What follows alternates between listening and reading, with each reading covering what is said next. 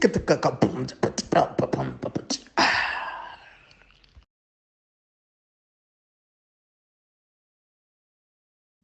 everybody, guess what? This is Mr. Extraordin, and we are back. This is Africa is Next podcast. Woo! Oh yeah, we're finally here. We just don't have the Fire Lord with us. I think he's busy with his Fire Nation's shenanigans. I will cast a jutsu in his honor. Cartoon. Fire Lord. I think he's still suffering the side effects of the eclipse in the United States. His firebending disappeared, and now he's suffering from firebending withdrawal juju. But But anyway, yeah, as usual, we have Tebelo Khala from KC Media, and we have Buckmeister Cool from Buckmeister Cool Reacts and Meister Geek Media. They will introduce themselves shortly, but we just want to say something before we continue. Two things, actually. One, make sure that you get your tickets to the Afro Geek Fest. It's Afro Geek Fest, right? Yes, next month. Afro Geek Fest, yes. Next month. If you are in South Africa, it's in Soweto. Do get yourself a ticket and actually buy two for you and whoever, your friend or something. Buy four. Five. Just want to make sure that people understand this. If you know somebody who likes drawing, likes watching anime, likes playing games, likes watching cartoons, and you know that this is the kind of content they would like to consume, please let them know that we exist, because we cannot reach everybody. But I think you watching us, if you know someone, you can tell them to watch us. Trust me, they would appreciate it. There are a lot of people that feel like they're alone in South Africa. Help us build our spirit bomb. If you ever gave Goku your energy, you have no reason to not consume this podcast. Come on. Exactly. So please, man, check us out. Check out our content. My personal favorite is still the Dragon Ball Z stuff that we did. But we've reviewed so many things. So I'm sure you guys will like all of them. We've even done the Naruto ones as well and Bleach. But anyway, yeah, before we continue, I'd just like my two co-hosts to introduce themselves. If you're new, don't forget to like, subscribe, hit the notification bell icon, comment, share, and all the things in between. But yeah, let's get into it. Let's start with Buckmeister Cool. From the mountains of YouTube, I have come, and TikTok. It is me, Buckmeister Sensei.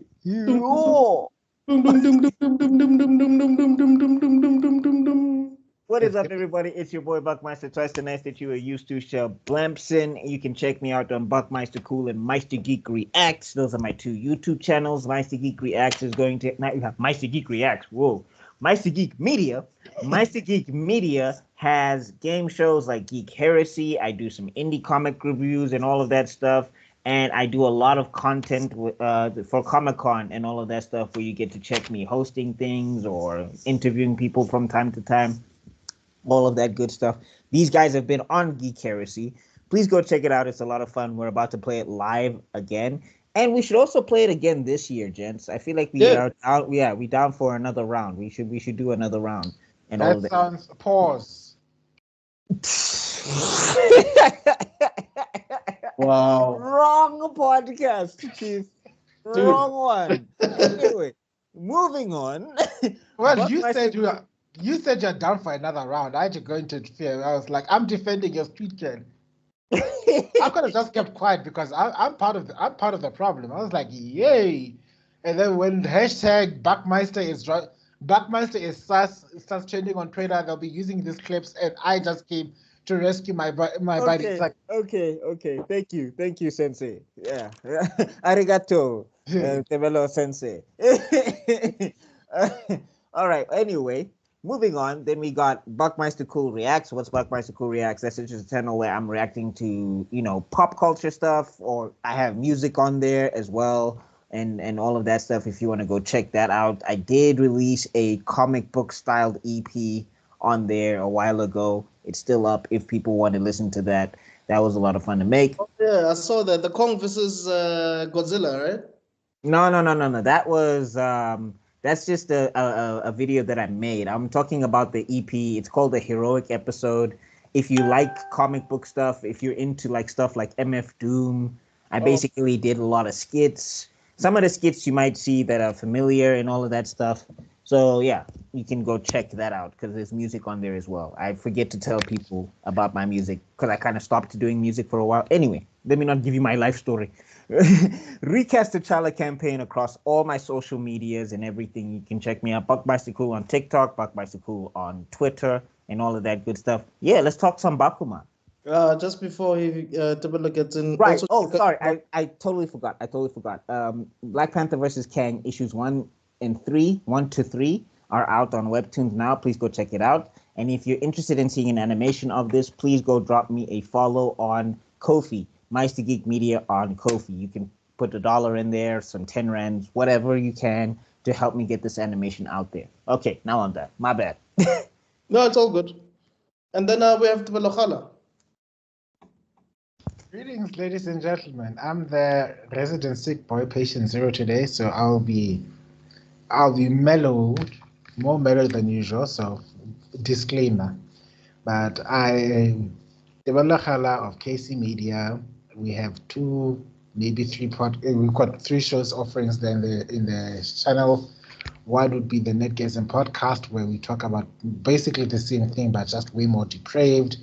And then we've got the Geek Spot, where I interview all our geeks in all different aspects and careers. I think this coming few weeks, we're going to be speaking to somebody who makes TikTok videos detailing all the political nonsense that's happening around the world, and it's just as much of a geek as we are. So they're geeks in politics. Who knew? So check us out. Check the channel out if you want to find out more. I'm usually more contained. So you see what happens when people like me get sick is that our ceiling chakra becomes weaker. So our craziness seeps out a little more. It's not that we can become more quiet. It's just that the energy we release, keeping ourselves contained, becomes weaker, and so we might end up saying things. So fair disclaimer. I know there's a disclaimer already at the beginning, but I'm sending another disclaimer for me in particular. Like, this is just the ceiling juice is weakened, and the nine tails is trying to seep out. All right. Let me gather my energy, young Tebelo Shonen. That being said, apparently the nine tails is back. Why? What? In what's his name? In that other one. Boruto. In the fan fiction. Yeah, that's the one. Wait, who? It's back in who? Or it's just back in general? It's back inside Hinata. In Hinata? Yes. Not Hinata. Himawari. There you go. Hima, what? Yes. You know what? Guys, please make sure to check out their YouTube channels, like and subscribe to the channels. Want to learn more about this shocking revelation? Check us out in the Tabata anime.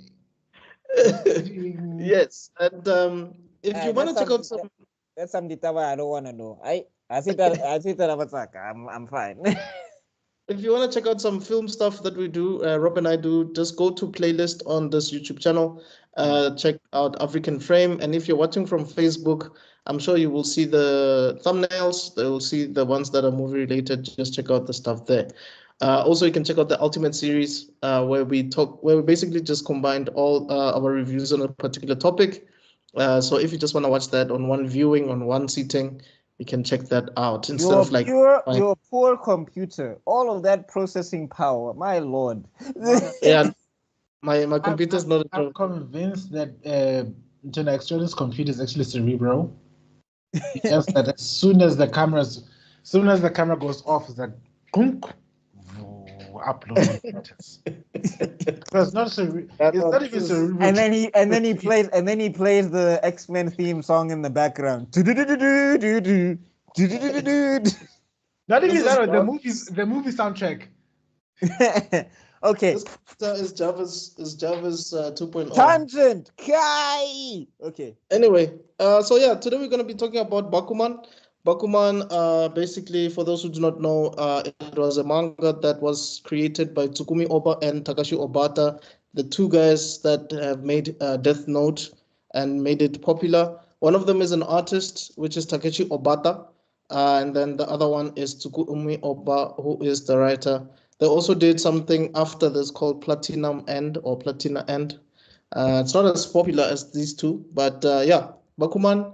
So they just took their life and they said, let's make it a manga. I guess you could say that. I was about to call this. I was about to call this Uncanny Valley the manga version. Yeah, I guess. For me, this is one of the most relatable manga I've actually ever read because my cousin and I, when we started Extruding Studios back in 2003-4, we were basically Moritaka and Takaki. But anyway, to cut the long story short, yeah, we're going to be discussing season 1. But which one of you was supposed to get married to your high school sweetheart after you None of us. None of us. We're just who came up with a lot of ideas. Let's start. Foundation of Exploding, yeah. But anyway, yeah. So did you guys check it out? Did you watch the whole season? Yep, binged it all. I watched most of it because I watched some episodes and then I got hit by the wave of this, I don't know, cold. So, but then again, I've watched this before, so it was more like a refresher course. Right. Oh, so I'm the only one who's new to this. Yeah, I was. I think didn't they gift you like a manga copy or something as well? Yeah, where is that bitch? A few years ago. One of these two. Yes, I think it's the 15. Oh, I think it's both. I don't know. Is it one of them? Yeah. I need to get my manga game up. I've got all these indie comics. I think it's number 15 that I gave you. Then this one was given to me by Pila. Oh, cool. I want to get gifted things. How do I get gifted things? Find out on the next episode of. Yeah, I was about to say it like. But yeah, basically, I guess we should give people a synopsis of this if they've never really watched it.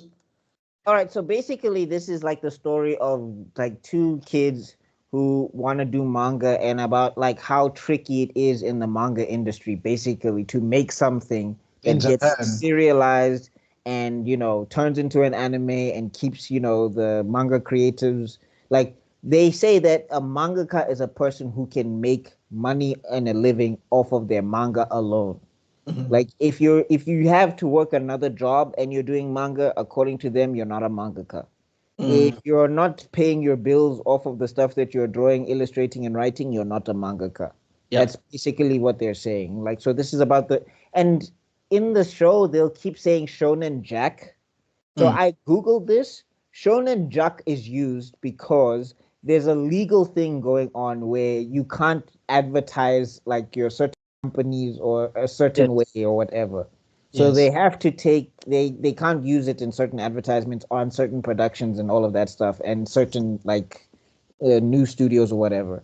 Yeah, because the more you mention it, the more it's basically like you're mentioning the company that actually exists. So you basically it's free advertising. Yeah, something like that.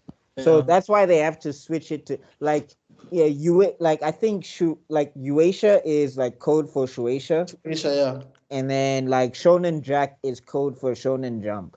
Yeah, but in the manga it's Shonen Jump and it's Shueisha, and they wear Nike shoes and stuff. You can even see like some of the shoes are actually censored in the anime, but in the manga everything is exactly. Well, I guess because it's the manga, so like because it's not serialized as an anime, like I guess they can get away with it more.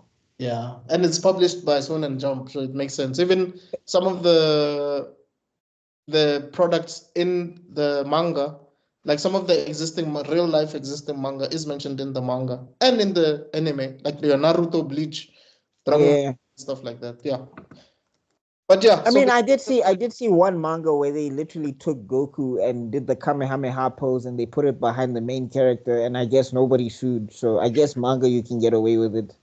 Yeah. Anyway, sorry, you were saying? Oh, just saying that, so basically that's the story. We just basically follow these two guys as they, I guess, get introduced to this world of manga. They were complete novices. They did have some bit of talent, untapped talent. One of them is an artist, Moritaka, the guy with the blue hair, and the guy with the brown hand that glasses is Takaki, my favorite character. Tagaki is the GOAT. I love Tagaki. Is the GOAT, dog. I love Tagaki so much. This guy, I like him, but his motivation bothers me. Yeah, no, Takakit's my guy, man. But yeah, so basically, let's just get into it, I guess. So yeah, ultimately the first episode is about this kid, Moritaka, whose uncle passed away. He was also a mangaka. And he No, worked. he was a gambler. What? I don't know how they said it in Japanese, Oh, but he according was to a gambler. Moritaka, yes, he was a Yeah. gambler. He was a gambler. The reason he's a gambler is because the manga industry is very tough, right? For you to make it in the manga industry, like it's not enough for you to just get published. Like there's a whole voting system or slash Yep. rating system every week where your thing has to be rated like high every week for it to be serialized for an extended period of time. So when you watch stuff like One Piece or Bleach or Oh, Dragon, no, like yeah, like this show actually, like outside of the characters, this Mm. show made me respect, like Tite Kubo. It made me respect Masashi Kishimoto. It yeah, made me respect Akira Toriyama. yeah, Like all of these guys that we look up to, it made me respect them so much more because the things they have to do hey, to bro, keep this, like now I'm looking back and I'm like maybe I was too harsh on that. Like when Tite had was this Shinji attack, was this attack Ichigo out of nowhere. I'm just like, it's because of stuff like this or what they were saying in this manga. Like apparently you have to keep yeah. things going You or remember otherwise. I was telling you that the editors probably had to intervene because as much as you already have your own story that you wanna um, carry on with, the publisher would say, "Hey, chief, your ratings are getting low now, so you need to do something." So that can be stressful. It's it's Hmm? one of the But on, shows. oh, sorry, go ahead, Tabitha, sorry. Like from chapter one, I already figured out.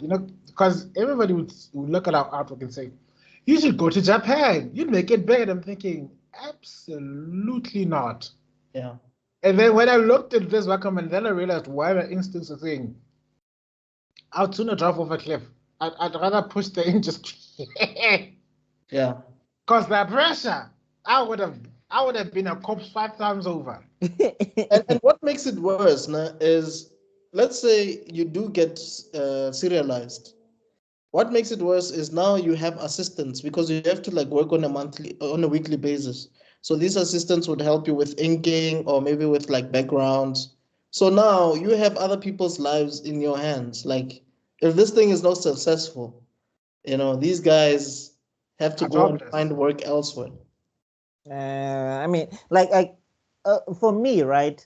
I think it is like it's very high intensity, but it also shows why, like when mangaka hit it big, that they whoop the dog shit Yeah. out of like Western media and all of that stuff Yes. Because because they it's become millionaires. purely, yeah, I'm saying, but it's purely about the consumer. Like it's purely consumer. And I mean, for me, that's not the worst model. Like the fact that I mean, let's actually just keep talking about the series because then I'll bring up the point that I actually want to bring up a little bit later. All right. But I think so. Basically, Moritaka is like depressed or whatever. He's like, I have no prospects. He's drawing his girl Miho, his girl Miho. That's until I actually see some lip lockings. It's his girl. Oh, you're going wait, honey. Forget it. Oh, them It's balls are gonna so I'm be so annoyed. blue. I was texting the group because I was just like everybody comes at Hinata's neck. Everybody dumps on Hinata big time. She's Yeah. just a simp. The Naruto relationship doesn't make sense. Why does she Tells love you. this guy? Yada yada. No, everybody on the internet, like people who will be like, "Oh, all of you Sakura haters, you don't look at Hinata's relationship. All she's there to do is be a breeding factory for Naruto and his kids." Yada yada yada yada. That's people be saying that about Hinata, and then Yeah. I'm just like, oh, okay, but so this relationship is better? Because Right. if this relationship is real, if there's any modicum of reality in this manga around this relationship between Moritaka and Miho, if Right. there's any, I don't want to hear nothing about him. Like Hinata, that is golden compared to what is happening here. Because these two can't even, they sit next to each other. like ye right here, and he like pass the pencil. Can you move your elbow? Next, nothing, no words. I'm like, dog, that's not possible. That's the highest level of guababa, dog. I've had that in my life, dog. Like, so if nobody understands what guababa is, it's basically like when you're so afraid of approaching a girl that you have a crush on or that you like. But No, that but one is like extreme, though. the thing is, they know they like each other. That's the problem. Like, like they know they like each other, but still. Oh, but I don't think he knew though. Did he know? Oh yeah, No, oh yeah. at that point, yeah. But Oh, at that anyway, point, let's keep yes. He talking. practically outed them. Yeah, look, that's why for me Tagaki is my arrogant. favorite, dog. Because Tagaki is like, you know what, dog? I'm gonna make you gonna like join me, dog. We're gonna be teammates. So in there. That's what I was like. He walked up like, okay, I got your book. I see you're drawing your girl. Let me tell you, you are so in there. You are so in there. I mean, you have won, girl. I don't know what you're afraid of. You are. Don't pull an Obito and Ren here and think that there's something that isn't. There is something here, right? Yeah. You had one from the get go. Stop thinking Kakashi's gonna take your girl. You're the guy. boss. Yeah. Hey, and then they decided to, okay. This is the, I think if it wasn't for the way it was so delicately written, I think that the main character is an incel. Okay. No, he's not an incel. He's an idiot. Like, this is the thing that I'm saying. Maybe it's a Japanese thing. I don't know. Anybody from Japan, please explain. Because I don't know. My head canon that tries to make sense out of this is that they're trying to create a sense of an end goal, like a tangible, like I'll be Hokage one day, or a goal to attain or something to reach towards. Yes, which is typical shonen. But I'm saying Tagaki's goal is fine. Just give them the same goal, Chief. Like, I want to be a mangaka, and I want to avenge my uncle or whatever, or I want to take my uncle's name and fly high with it or something. This motivation is dangerous because he better hope that Miho doesn't get any roles. Mind. Yeah. I'm saying not even just change your mind. He better hope Miho doesn't get any roles where she had on screen and she has to kiss a guy or whatever. Oh yeah. Because he will fall apart. Yeah, that's true. Because he confesses from the jump, like, okay, so basically Tagaki says, let's go to Miho's place so that you can tell her your dreams. They go there and it's like, yo, I'm Tagaki. This is Moritaka. We just wanted at the gate. Huh? Respect the moms, like, you're not getting in there. You'll just talk at the gate. It's okay. Yeah. Right there. Bashima,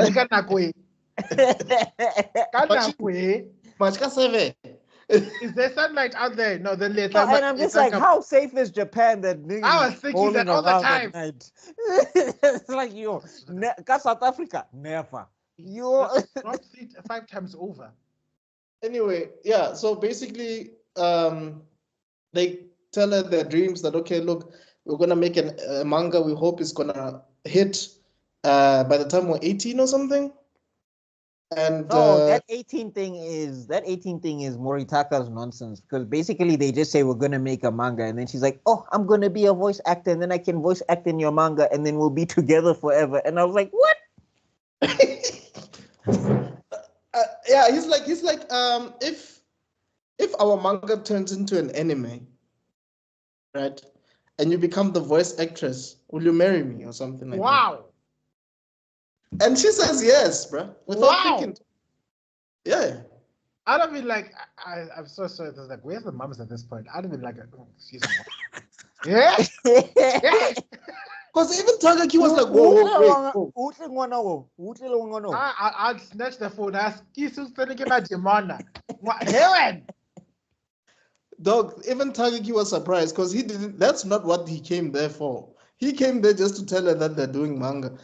Marriage. No, he didn't do the marriage thing, but he was just like, I want to get Moritaka into anime. Manga and anime. And I know that if Miho says he'll draw it and what, it'll get this guy into manga.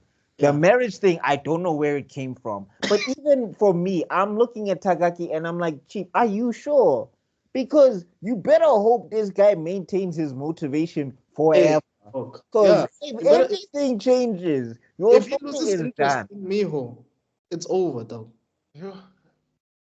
He has guided by the power of love.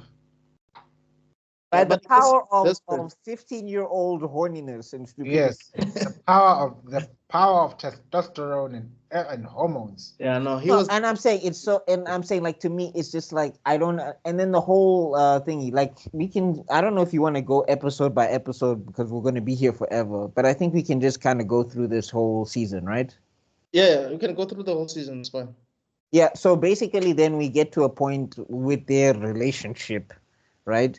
Where they're sitting next together and the seats have been shuffled or whatever, and like Moritaka's right next to Miho, and then they're writing to each other because for some reason they can only talk through text. I was always thinking about that. It's like, okay, we've made a deal, we're gonna get married ourselves. So why must we maintain radio silence? No, but think about it. They didn't want to distract each other from achieving that dream because she was not a distraction. That's just life. But I'm saying like that's the thing that makes it so annoying because I'm just like this is dangerous. If you're trying to communicate to like an audience who's going to be impressionable like shonen boys and girls, I guess, or whatever, that if you're going to have this thing that you want to achieve and you're going to live life and you're going to look at the people that are around you as a distraction, that's how you end up holed up in a studio by yourself, scribbling on pages until you keel over. Chief, you're going to be busy. Things are going to happen. What you need to do is you need to be able to navigate around them. Like, how are they going to even stay married if that's the way they're going into their relationship? Because they're still going to be doing manga and acting and everything. But now they're married. Now, you don't have time for me? I have time for my dream. Divorce. What are they doing? But I think that's why Tagaki is there as a character, I think, in my opinion, because Tagaki shows you what Moritaka and Miho could do with himself and Miyoshi. Yeah. Because Miyoshi is like a day. She's like, yo, I'm gonna support you no matter what. I'm ride or die. I love her so much. She legit kicks his ass so that she can work on action scenes. And I was like, yeah. Hey, and I can see somebody wanting to say, well, she doesn't have a motivation in the story. I'm like, also she's 15. Like these are kids. So her not having a dream or whatever, or trying to figure herself out is fine. But she's not hindering the people who are figuring out their dream. Like, she's never been a hindrance to Tagaki because she even says, okay, when he can't go on a date, he can't go on a date. I may not like it, but okay. I mean, look, Tagaki made it clear. Remember, after he punched that kid, Moritaka went to him to go see him, and then, hey, Jiggy, Tagaki, bro, in his house. Iwase is there as well. Yo, Tagaki, player. Never seen somebody with glasses be that player. Because he was like, yo, you need to choose. Either you're gonna, choose your academics, be with me, we're gonna push this thing, or you're gonna push your manga thing, And Miyoshi's like, yo, dog, whatever you decide, I'm gonna be with you no matter what. Like, I'll support your dream, even if it's manga. And he's like, you know what? Look, ultimately, I just want you guys to know the manga comes first. No, I love that scene because he was just like, how am I going to have time for dates and everything? Because I'm going to be so busy with manga. Like, I'm here for manga. Manga first. Love second. And the thing is, and to Miyoshi's credit, right? As much as they do get together eventually, because remember, he didn't like her at the beginning. Like, she kind of just... He just asked her a question and she thought he liked her, and Moritaka was like, dude. You gave her the wrong impression. Like, dog, you gave her the wrong. No, but I also wanted to be like, Moritaka, you have no room to talk about how to interpret female emotions because Chief, you have been failing big time. From the get-go. But anyway, sorry, Mr. Extraordinary, you were saying? Oh man, I lost my train of thought. Oh no! Well, we were talking about how loyal she is, no? Yeah, basically, like what's this? From jump, they weren't like Tagaki wasn't into her, Yes. She basically worked herself over and over and over into his life, basically, by being a supportive girlfriend. Something I find dangerously lacking in the other relationship, but let's not talk about that right now. No, we're gonna get to that. Like the other relationship. Miho and Moritaka, it's okay, yeah. And here's the thing. The fact that Miyoshi and Takaki are working so well kind of like irked Moritaka initially, because it's like, this girl is gonna be a distraction, right? And Takaki's like, no, I don't think so. She will be fine. I think there was a scene where it's like basically told her, like, I didn't make the same promises you did, so don't come at me with that. No, I like yeah. As they're getting into it, right? So I think we'll get to that point. So we need to also talk about this editor dude. Hattori, yeah, Hattori is my guy, though. yeah. So I think I remember when I saw him initially in the manga, I was like, yo, this guy looks weird. Yeah, why did they give him fish lips? Like he looks he looks Japanese, so like we can't pull the Mr. Popo card. But it's just like that's an odd design. But you know what? I know people that actually look like that. Not even Japanese. Like in general, I know people that are tall, look like they could be basketball players, have odd faces, are extremely thin, and are very smart. I think you guys know some people like that. Yeah, you know that type. I get that. I'm just thinking that it just went far left with the fish lips. That's my problem. Yeah, no, definitely. No, because they're so prominent. Like you guys have seen, I've been studying faces and all of that stuff. And the thing is, like, it works, but it feels odd because it's just like it's not going into his face. It's not seeping into his face like the other characters. Like if you look here at Tagaki with the way they drew his face there, it hangs. Yeah, like, but now when we look at his, it's like it protrudes and hangs on his face. It doesn't look like it's like going inward like this. Yeah. And now if we look at the proportions as well, none of the other proportions look like the mouth or whatever. So it's just like, okay. Like, what the hell? And then the eyes are small, but anyway, he's an amazing character. He's right up there with Joey Wheeler in terms of odd design. But that's all the familiarity, because all in all, great character. Oh, he's fantastic. He's definitely the Kakashi of the show, in my opinion. I like where they were like gonna introduce the story, and I think one of the guys says if they offer you a cup of coffee, you know that they like your idea. Oh, that's I think that's Moritaka, because Moritaka actually has a lot of knowledge. Yeah. Like that's the interesting that's the interesting thing about it, is like Tagaki doesn't know much about the manga world. Like Moritaka knows more. But like Tagaki's like, you have all this info and you still don't want to try? And it's like, yeah, it's because I have this info that I don't want to try. And it's like, well, come on, Chief, let's see. Maybe we got something here. So they waited. I just also like the way they overheard somebody flat out reject that storyline like that's rubbish, and it's like, oh shit, it's terrible.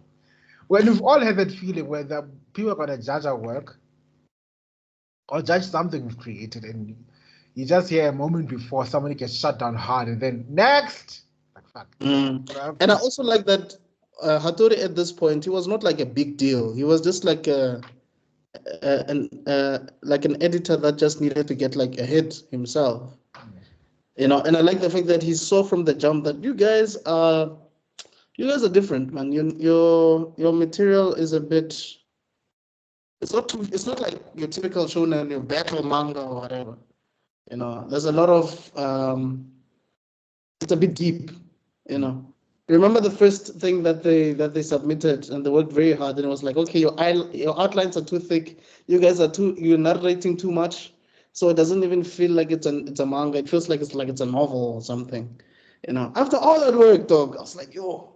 The work. I think the other thing you need to appreciate about this is just how much work goes into making this thing, Yeah, so I don't know, like when they were talking about that shonen manga thing, and now that you tell me about the creators of this when they made Death Note, I wonder if they were just going through like some of the similar things, because we're like, did they think about we have to make a battle manga? Did they think about we have to do this or whatever? Because like there's this running theme about how Tagaki is writing beyond like shonen. Like he's writing things that don't fit in shonen or whatever, or he's writing things that are too deep for shonen. So now he Yes. has to figure out how to write things. Like that's also like a nice little arc in the series where they start trying to go mainstream, and you start finding out how hard it is Yeah, to to be go mainstream. mainstream. Yeah. Because I thought it was like, look, guys, your audience is not stupid. They know if you're really trying to make the character like a certain way. They know if you're trying to like tick boxes just to fit these characters into Take Batman. notes, Marvel, DC. Take notes, please. We need some Hattoris there in DC and Marvel just to tell people, Chief, tell your story. I don't need you to check boxes. I need you to tell the story. I forgot the name of this movie. I forgot the name of the actress now as well. Now that you mentioned it, that image just came into my head and I just forgot these characters. It's from Sandra Bullock. There you go. Where there was in a universe where they had to blindfold themselves and pretend that they can't hear anything. Or Bird Box. Oh, Bird Box, yeah. Yeah, that's sort of like, what is that? What? Take what notes? Did you hear anything? This, No. this is Marvel and DC. Yeah. Oh no, we're gonna make Cyclops black. That's gonna bring inclusivity. No, just use some of the other mutants who are black. Like, come on. Anyway, so let's make Bishop Latina. as they're busy, like, trying to figure this thing out, then they go to the marketplace and then they realize that someone just won a Tezuka award, and it's like he's their peer. He's 15 years old. His name is Nazuma AG. Oh, I love AG. Some eccentric. I love AG. I love AG so much. He's basically the Ichiro Oda of this show, because he's like a genius. He just does stuff on the fly. He freestyles, and everything is just there. And you can just see from the get-go, there's not going to play by anybody's rules. I mean, right there was okay. And then the episode ends with him screaming Black Crow and running through the streets. The poor editor was like, oh my God. Hey, they were stressing that guy out so much. Oh God, what am I going to do with this person? Jesus Christ, I'm going to keep this person in line. Dude, like, he was so good that he met the chief editor and he had to make a demand. Like, he was like, okay, I'm going to make a demand. Like, here's my demand. I'm going to take out the manga that I don't like in Shonen Jump. I also like the fact that he was to show his level of dedication. That meeting was held in his room while he's still drawing. In his room while his dog is like, yeah. And I appreciate that, because I've got many cases where it's like, I'm thinking, oh yeah, we need to do this and this. Come say hello to somebody. Like, let them come. I'm busy. Yeah. Then you're like, you're the one who's snacks. Like, at my 9 to 5, dog, people would come to talk to me about their cat or their weekend. I'll be like, yeah. Because I can hear you. It's not like I don't have to see you to hear what you say. I can hear you. You know? Also, it's just like, dog, I'm not here to talk about your cat. I need to get out of here, please. Is your cat signing my paycheck? Is your love life with like, that person? We're not friends. Trust me. Like, we're not hanging out here after work. We're not gonna go grab a drink or shoot. Like, I have friends outside of this, Chief. I'm here to see you for work purposes only. Sorry, Andres. Like, I'm not here to talk about the rugby. I want to go home. You know what I like so much about this is, even though it's not battle manga, but the characters that they introduce here, it's sort of kind of like battle manga in a way, because we have some. No, I'm saying, like, even the editor's room, people are there. They're shobu. They are fighting because they're trying. I gotta get my guy serialized before he gets serialized. Yes. And we also meet other characters like Fukuda. Yeah. Who else do we meet? We meet the big guy. I forgot his name. What was it? Nakai. There we go. Nakai. Yes. Yeah. Yes. I don't know if that's how you say it, but I think that's the guy. Nakai and I think they're in this corner over here. Oh, are they here? Yeah. Oh, they're off screen. They're off screen. But basically, it's Snakai and the other girl that he's having a heavy crush on. Yes. I'm just like, Chief, I don't know if that's wise. Yes. She's in college, so she's legal, but Yeah.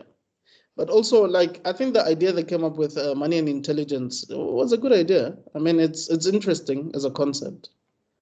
I don't know if it would work for Jump, but it was. Yeah, but that's the thing. That's what they say. It's like the whole thing of like interesting is one thing, but you gotta be in the right magazine. Like that's Yes. what they keep saying as well, because they're just like the people who are reading this are not trying to think about like they are, but then like that's why I started appreciating something like Naruto, because the message of Naruto is very deep. It's not as superficial as like Never give up.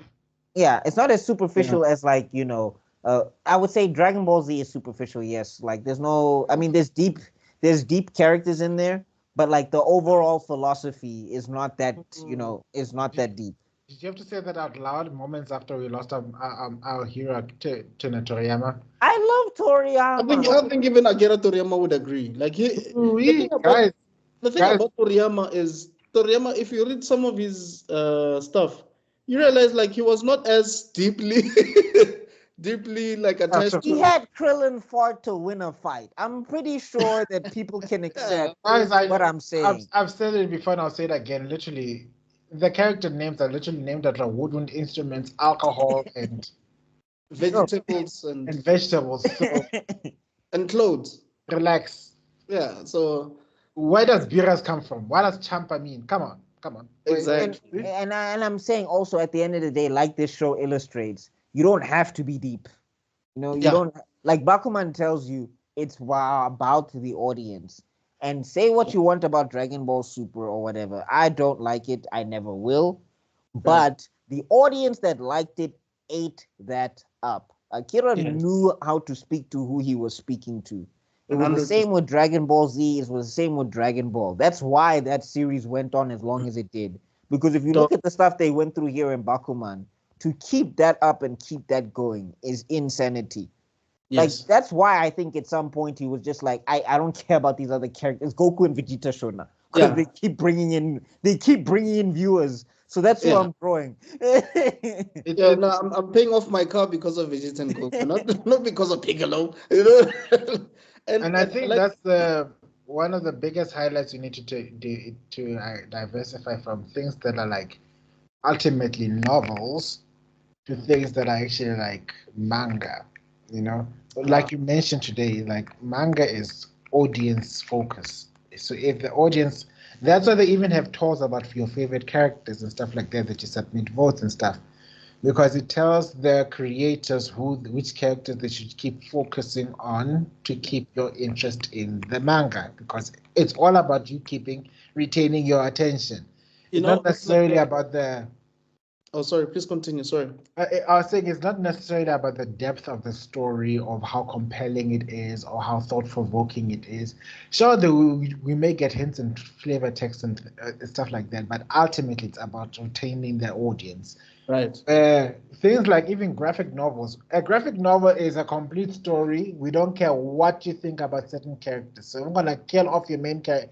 If I'm gonna kill off your favorite character, I'm gonna kill them off because it's part of the whole overarching story. That's why things like Game of Thrones became big, and that's where you see that's where the big departure between these two genres start to reveal themselves, because of the point of origin. No, but I think also like it shows the difference between like and I don't like to do East versus West because of course we're in the South anyway, so we're neutral. But anyway, the whole thing about how like mangaka they focus on the audience. Yeah. Sometimes it's to a fault. Sometimes it hurts the story.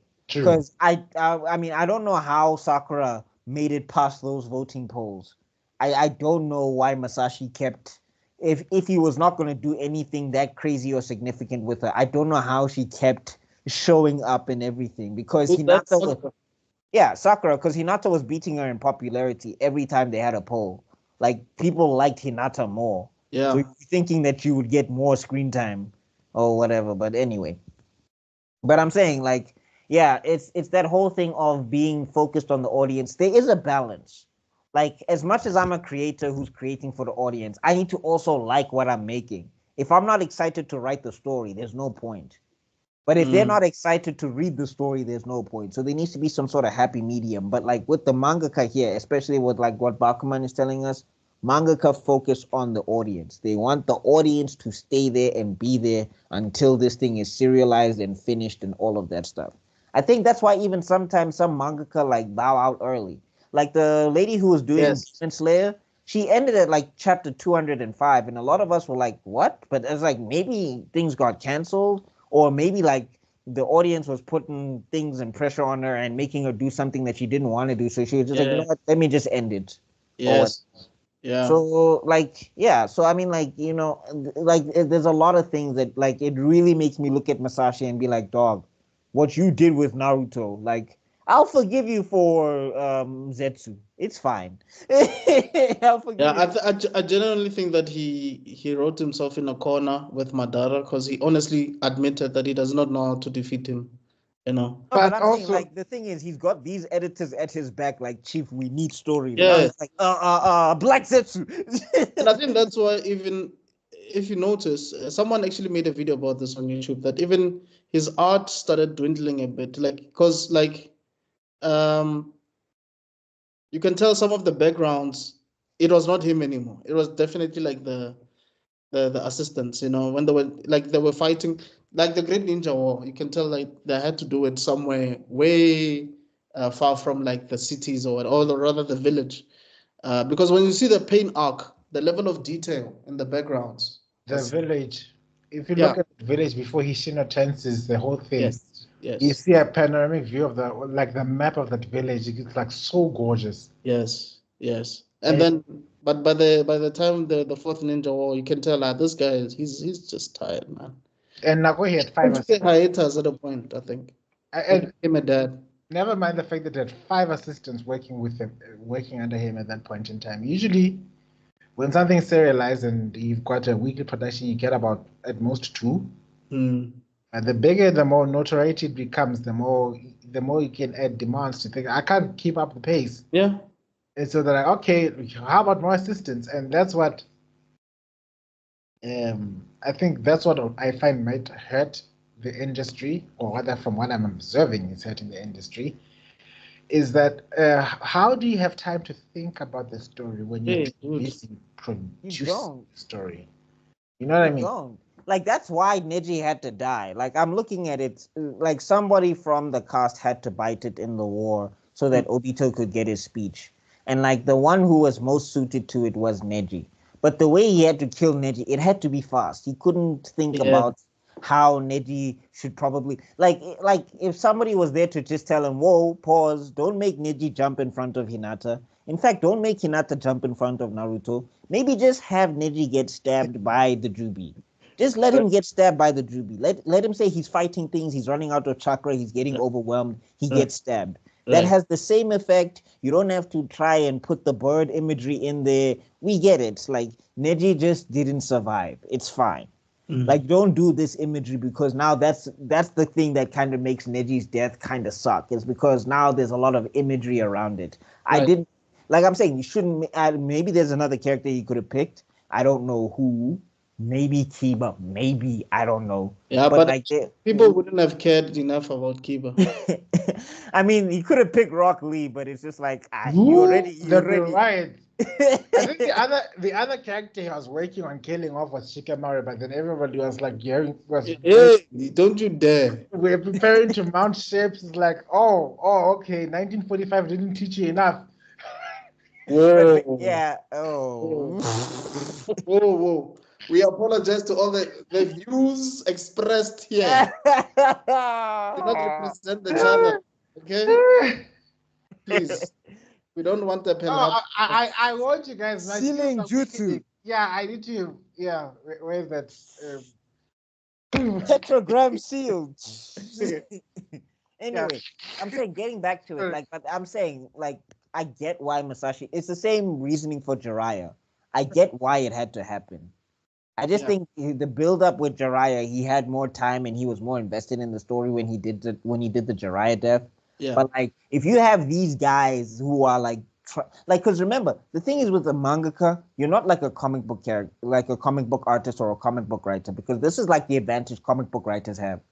Comic book writers can suck for like several volumes. Yes. Like they can be good, get their name out, and they can like suck for like 10 issues or whatever. Because there's this guy, Zeb Wells, who's writing Spider-Man. It's horrible. Spider-Man fans hate it, but he's done good work in the past. So that gives him leeway to suck with Spider-Man. It's kind of like Frank Miller.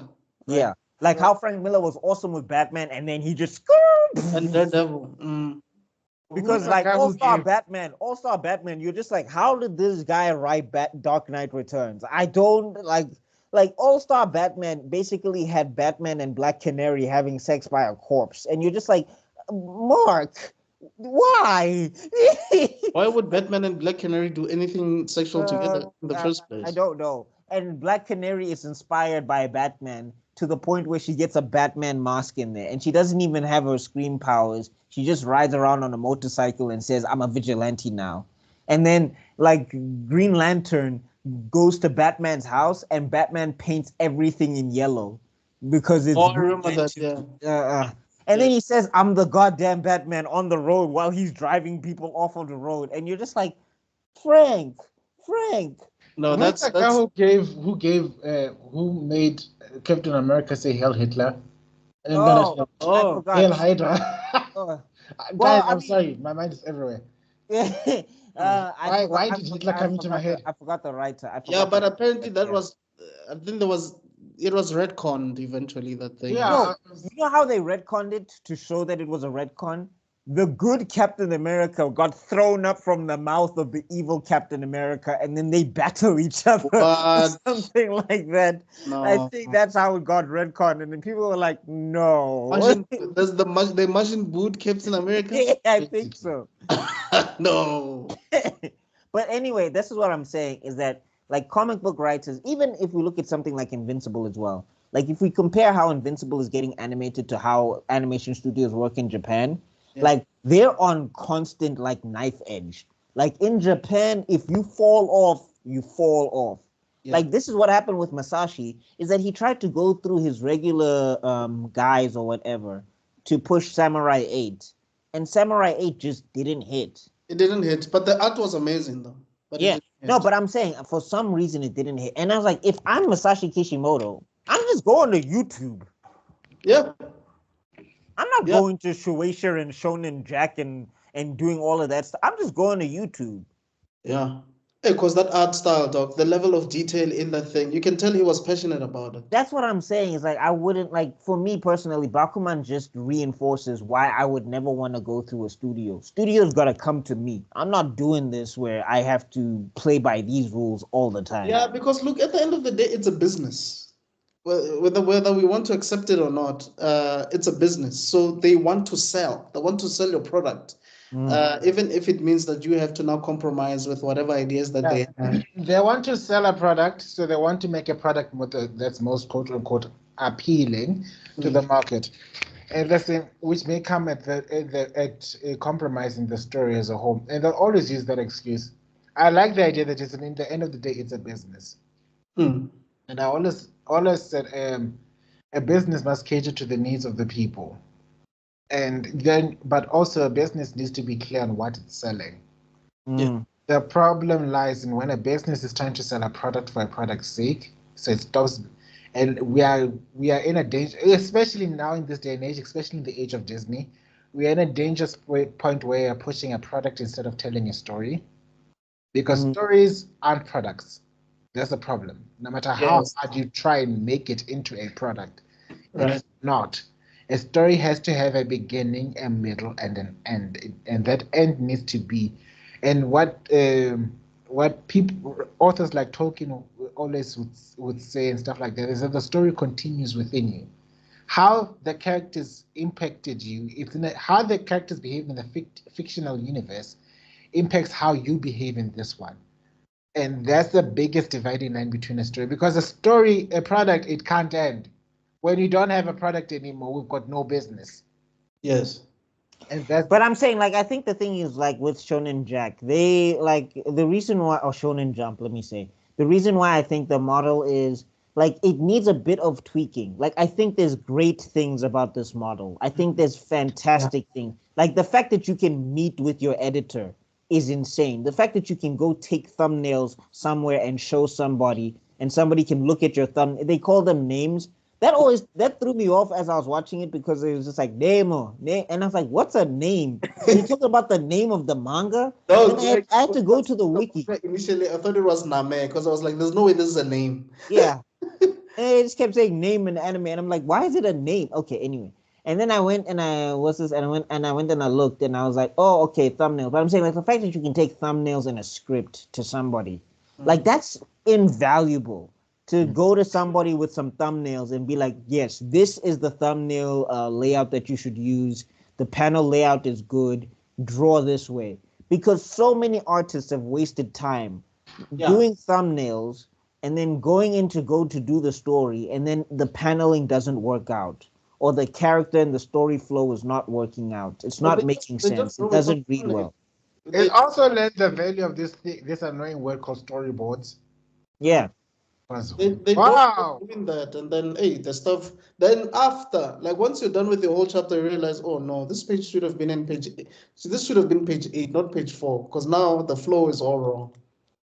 Yeah, I don't know how many times I had to re-edit page. So I'm saying like that's an invaluable resource. Like the fact that you can give somebody your story and they're professional and they can be like, yeah, this doesn't work, this doesn't work, this doesn't work. That's great. Yeah. But these turnaround times and what you have to do, like at some point, Moritaka over here, blue hair boy, bro wasn't even sleeping. Yeah. Because they need to have like 12 chapters out. Because they have 12 chapters done by a certain date. They have to work in advance because there's meetings, right?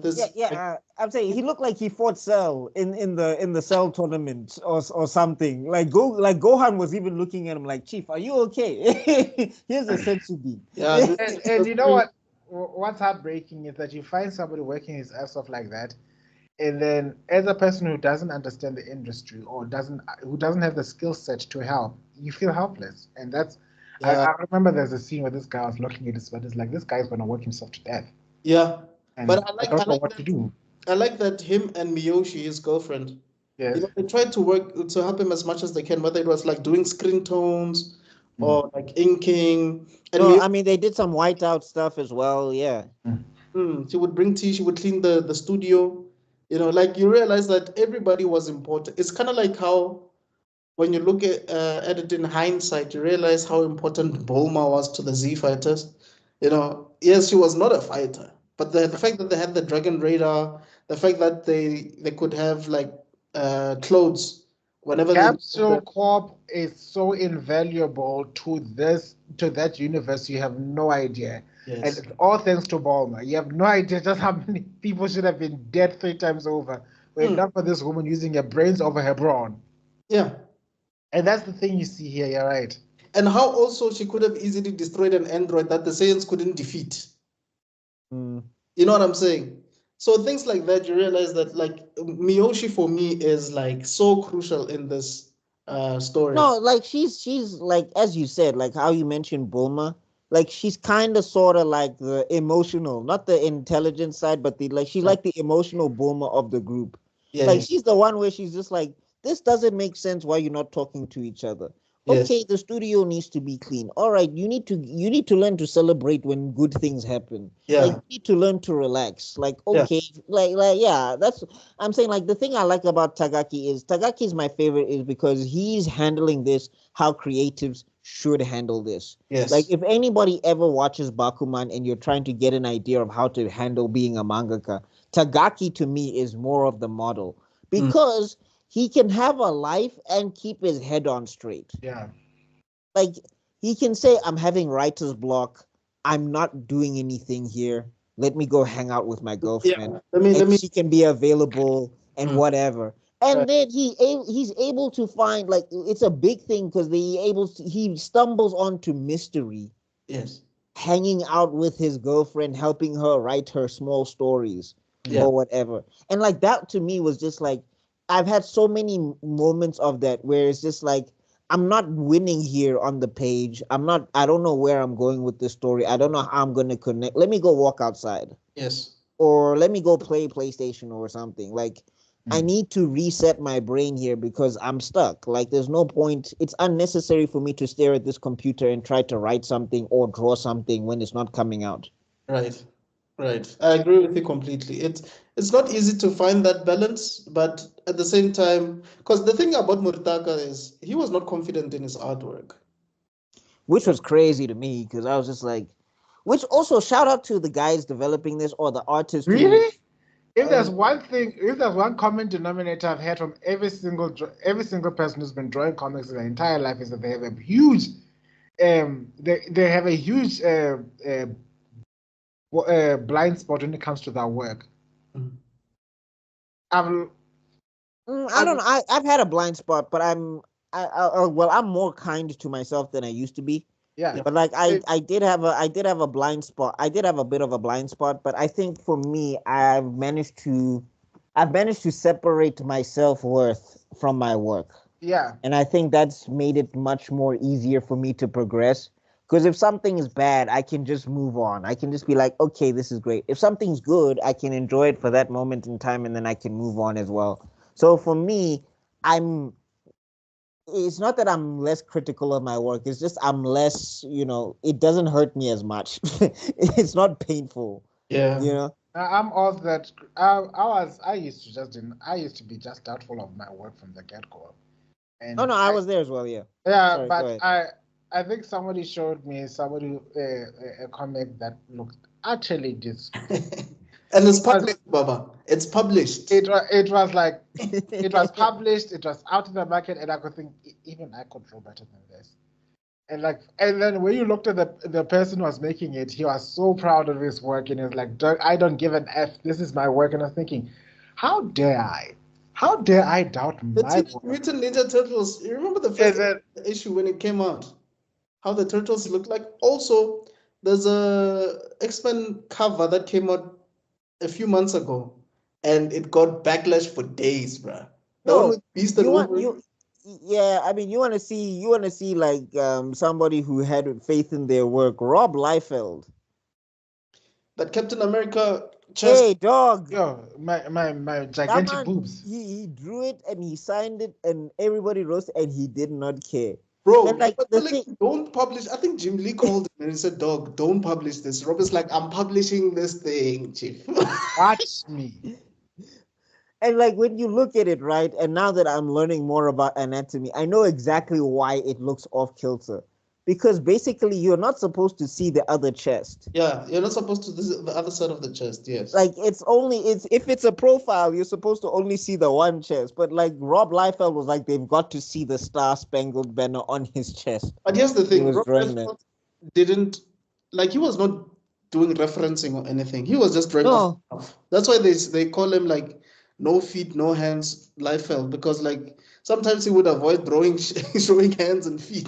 Like like other times when he drew Cable, you'd see Cable just had like big circular triangles for feet or whatever. Like Rob Liefeld was not trying, and like his hands, he would sometimes only put like 2 knuckles, and then he would make the rest of the hand like a square or whatever. Yeah. And that time you're seeing this next to Jim Lee's work, and you're just like, like whiplash. Yeah. But Rob Liefeld didn't care. To summarize, don't ever second guess your work. You just go out there. Even if it looks like dog water, you go out there. You show. And guess what? Someone is gonna see a masterpiece in that dog water you've created. Rob Liefeld was a millionaire in the 90s. Hey, dog. He was alongside those Image guys, and those Image guys were like he was alongside like Todd McFarlane. Yeah. And you look at Todd McFarlane's work, and you're just like, I mean, Todd McFarlane can't write, in my opinion, but he can draw. Like, so, I would say the same thing about Jim Lee as well. Like, I prefer Jim Lee as the artist than. No, I don't think Jim Lee can write either. Like, I've seen some of his writing, and I'm like, But anyway, the point being is that like, it's for me personally, I push until I'm happy. And I like to get feedback. But it's like I don't. If something is not good, I don't let that deter. Not deter. Yeah. I don't hinge my whole self on that. No, It's no, like, you yeah, have okay, you have the this you is have the bad. ability of letting go, which Yeah, is something yeah, that's yeah, very important as a content creator, no matter what field it is. Yeah. But especially because what happens is we put so much of our blood, sweat, and tears into creating something that it's a part of our soul.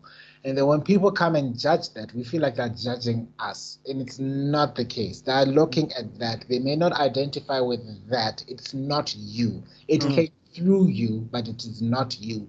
And people need to learn the art of detaching that. Because because what happens is it's either you fall into the trap of ego or you fall into the trap of despair. There's a lovely speech, and I'll send it through to you guys one day. It's a TED talk back when who remembers TED talks? When they used to mean something, people like, oh my god, this person had a TED talk. Now look at it, no comment. Anyway, there's this author from who made the book Eat, Pray, Love. And she had a very important TED talk about what happens when you've seen when God has gone through your work, and because she highlights the big problem that creatives are facing when we become the source of inspiration and you don't let it go. Because that's where you've got writer's block, we see artists finally killing themselves, is because before in the ancient Roman times, they used to explain to somebody it wasn't a genius, they had a genius. It's basically like it was like a spirit in the walls of their offices or something like that, like Dobby the house of. That's the example she gave. She gave in her speech. So whenever you created something, not all the credit can come to you. You had a good genius, and when when something bad happens, it's not all your case. Your genius are kind of sucky that day. Then comes the Renaissance, where you don't get a stroke of genius, you become the genius, and it's like asking us to swallow the sun. And now we've got this creative ego that says we made this, and now it's on our back, and now we need to keep recreating the sun over and over again, and that's where you find the tortured artists that we have in this day and age, because we've got too much of our ego in our work, and that's why most sequels suck. Most movie sequels, most like anime, manga sequels, Boruto, hello, looking at you. It's because, okay, with Boruto is a different story. But sometimes it's because the artist has so much ego. They think this thing is just going to hit. But it doesn't. No, I mean, it extends past like just the artist sometimes. Even it's the people who are like owners of the IP who are just like, no, we got this. And it's just like, no, you don't. And also the other thing just reloaded. I mean, and the other thing is it's just like if like that's the thing for me. Like I love what I'm making. I love to make stuff. Like drawing has been I'm the Rock Lee. Like them push-ups and things that Rock Lee was doing, and the power of youth. Like that's what my drawing journey had to be like. And I'm saying for me, at that point, it's way more important to detach, because developing this skill is tough. But if you ever stop having fun, if you ever start putting yourself in this thing, you'll never make it. Like that's why I'm saying with Moritaka, it's not the same. But the thing is, right? He's pushing himself so hard for an arbitrary goal that he's forgetting that he should be in it to enjoy it, and then when things need to be let go of, when the thing is made. I mean, Tagaki suffers from it as well in certain places, but it's like you have to let it go now. Like somebody called it killing the author. Like, let the people interpret my work as it is. I'm done. It's out. I need to move on. So just artists out there, kill the author. Like once you're done with something, be done with it. You will improve later. You can actually, if you even detach from it, you can actually see where you need to improve, and then you can improve later. But like, don't hold that inside. You got it out, it's done. Mr. Beast says, like, your first 100 videos of you on YouTube are gonna suck. Like, no matter how meticulous you try to be, no matter how, dude, even if you get to get the right lighting, whatever, they are gonna suck. First 100, he said. Did you say first 100? Oh, okay. So we're on a roll now because look at us. We're like over 100 and something right now. So, well done. Good job. He says, look, like just fail forward, fail quickly. Basically, he didn't say this, but I'm just saying that just to summarize what I'm trying to say. Like, it will happen. It has to happen for you to grow. You will suck. Your hands will be bigger. Your proportions will be weird because you're still trying to figure out these characters that you're drawing. Drawing the same character for 10 years is not a joke. No, I'm gonna tell you now. Like I keep all of my old sketchbooks, and if there's ever a day, I mean, I don't feel it as much as I used to, but I used to feel down sometimes, and I'm just like, yo, I'm not progressing. And then I'd go look at my old sketchbook, and I'd be like, actually, yo, these linguini arms, what was I doing here? And then I look at a piece where I was like proud of it. Like I was looking at one sketch, and I was like, oh, I was on fire with this one. I remember how I felt when I drew it. And then I took out a sketch where I was like, I'm not feeling this one. And I put them together. And the one that I was not feeling was just way better than the one. It's like that. So it's just like, no. And that's another thing. That's another tip. Always keep your old sketchbooks. Do not throw them away. Do not try to keep as many old drawings as possible because you will see. Like, you will be like, nah, I was like, I'm looking at these heads now that I showed you guys earlier before we started the video, and I look at my heads from before, and dog, there's a world of difference. I want to agree with you, but I've got a family here that collects these things like Pokemon, and then they use it to blackmail me years later. So I just need to find a different storage device because the way they're going on. You should just see my mother. I found my original chapter 1 of War Angel, and reading it gives me the biggest cringe.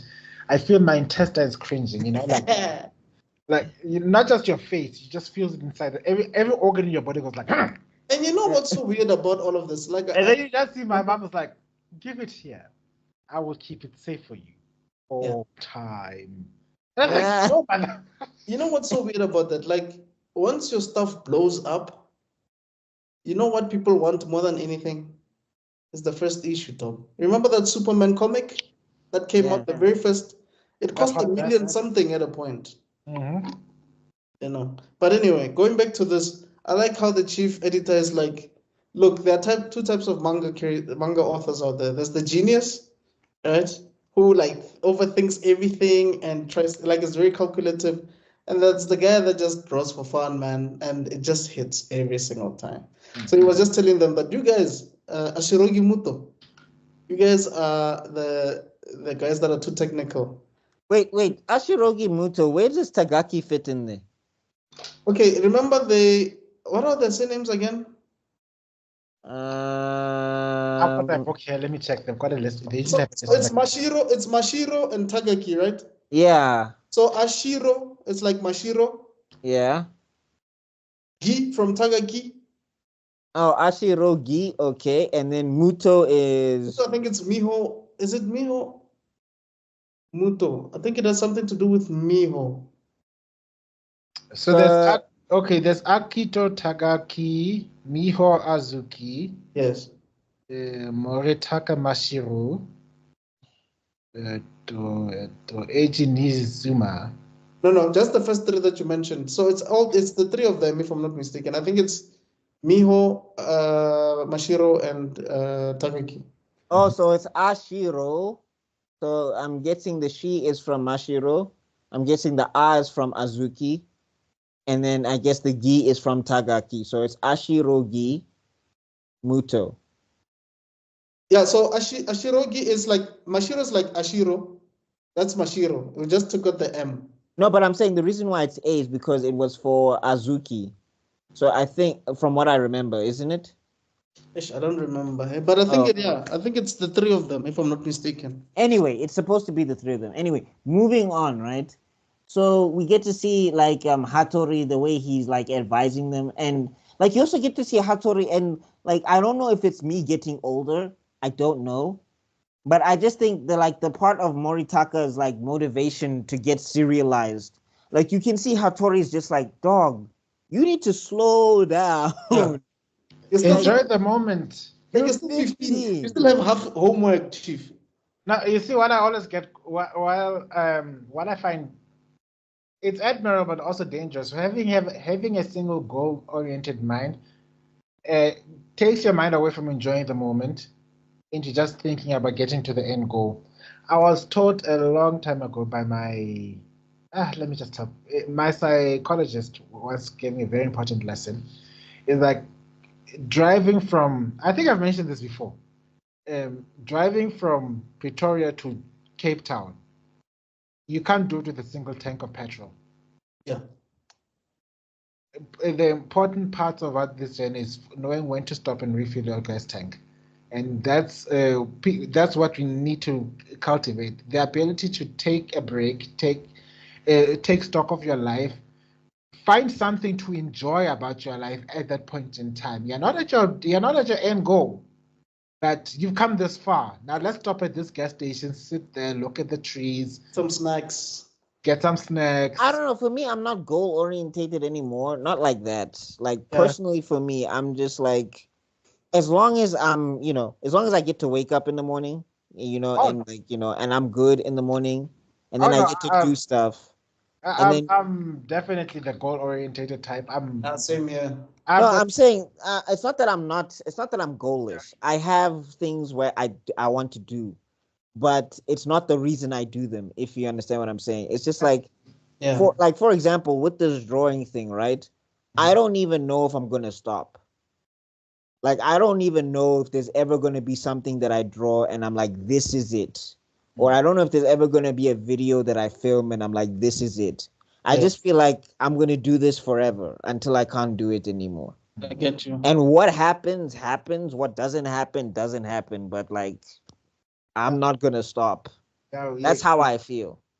Well, unfortunately, only child Leo Sunside,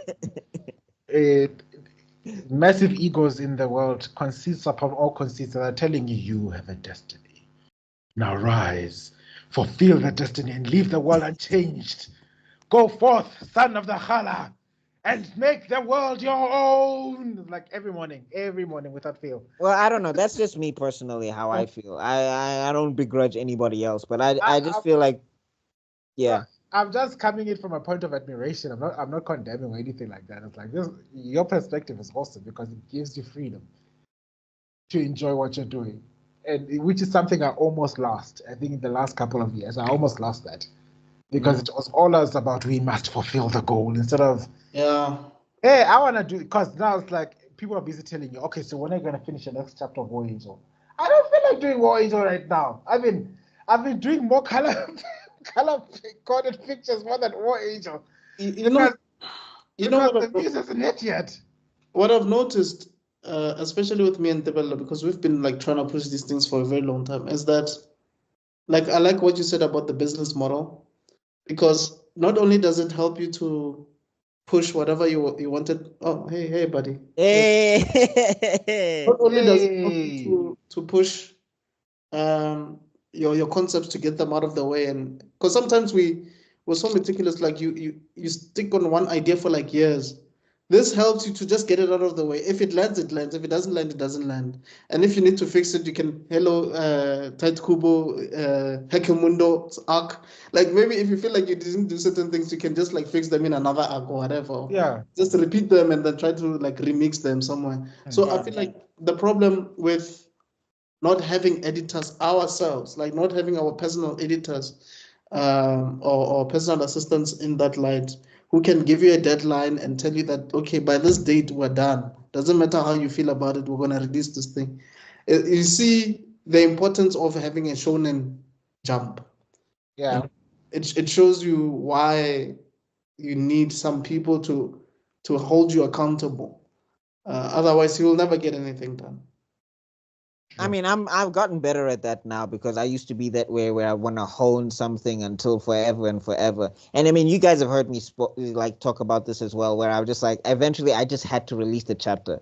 It was just like, I'm not practicing anymore. Yeah. I'm not doing anything. It's warm-ups, and then it's paneling, and then it's poses, and then it's coloring. Like, it's just get this thing done.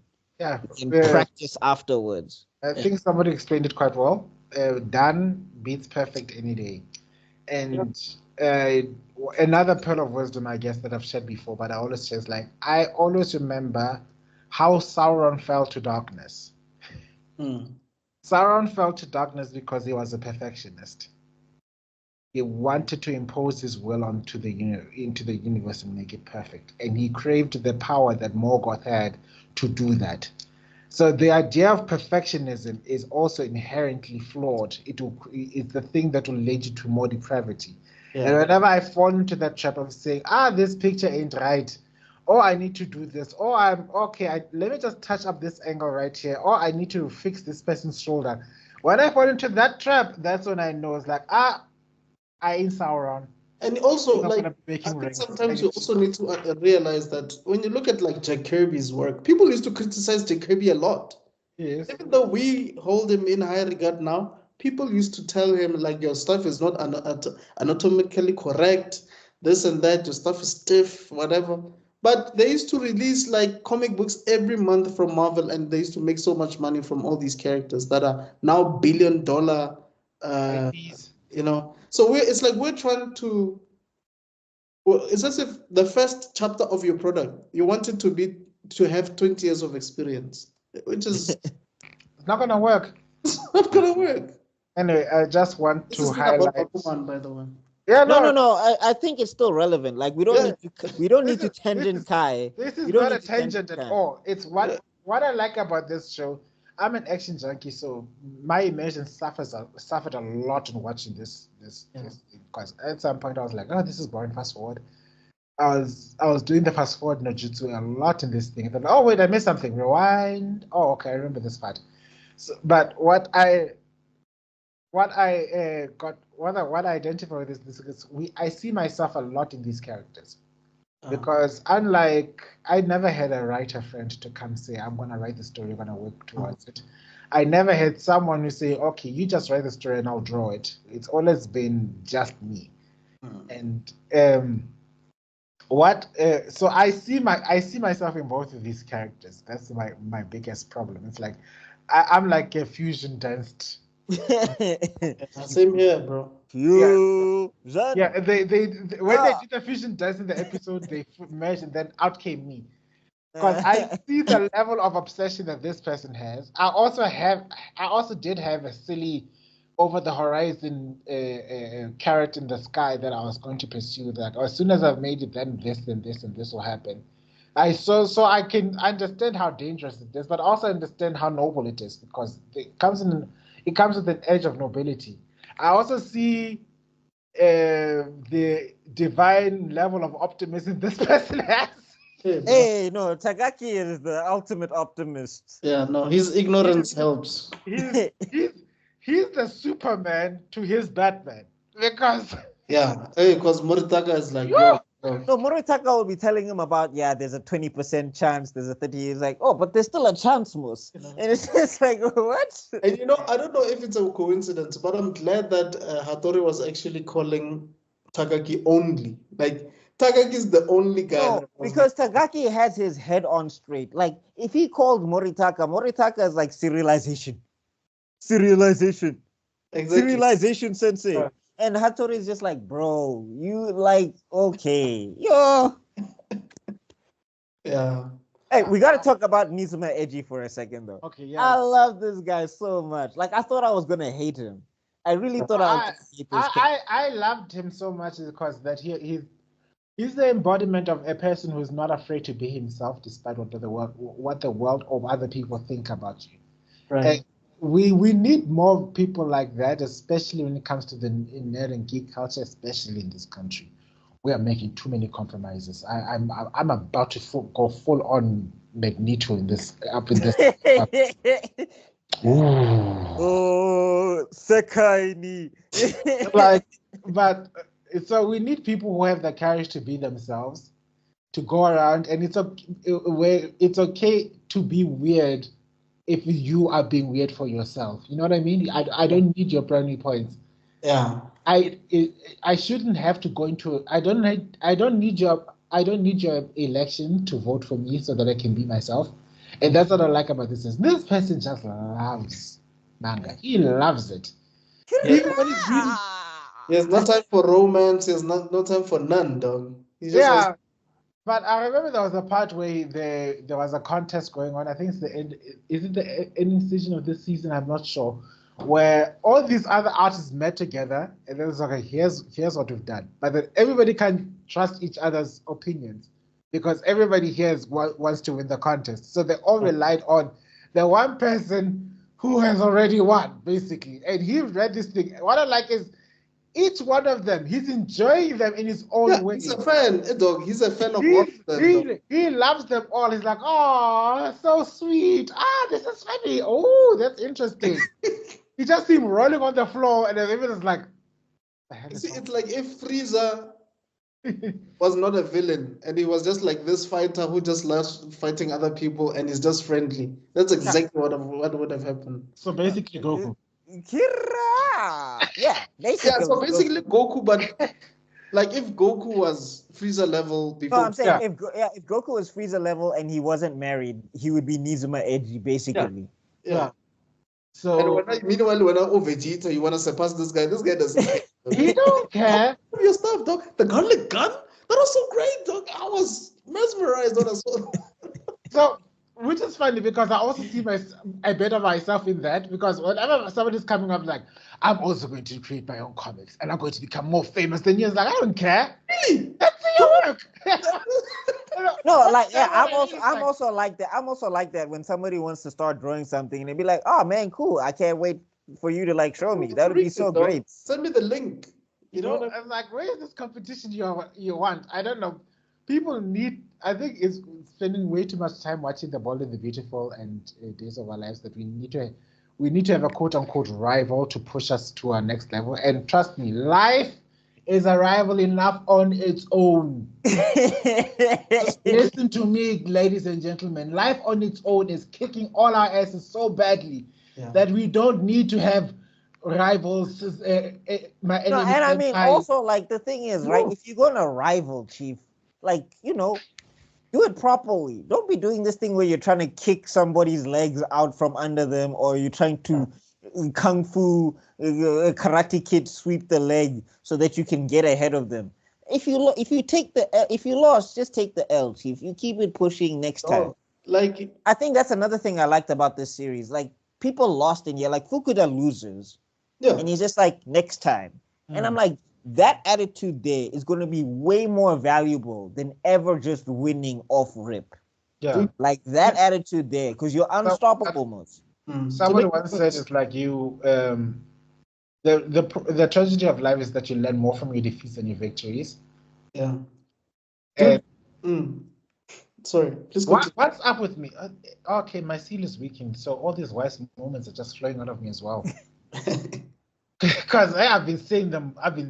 But another thing that I like that a monk said to me, he was just like, what did he call it? I think it's Yengpong Rosh. I think I'm saying his name wrong. But anyway, he says that there's a journey to Khasa. It's like a safety zone or whatever in the Tibetan mountains, right?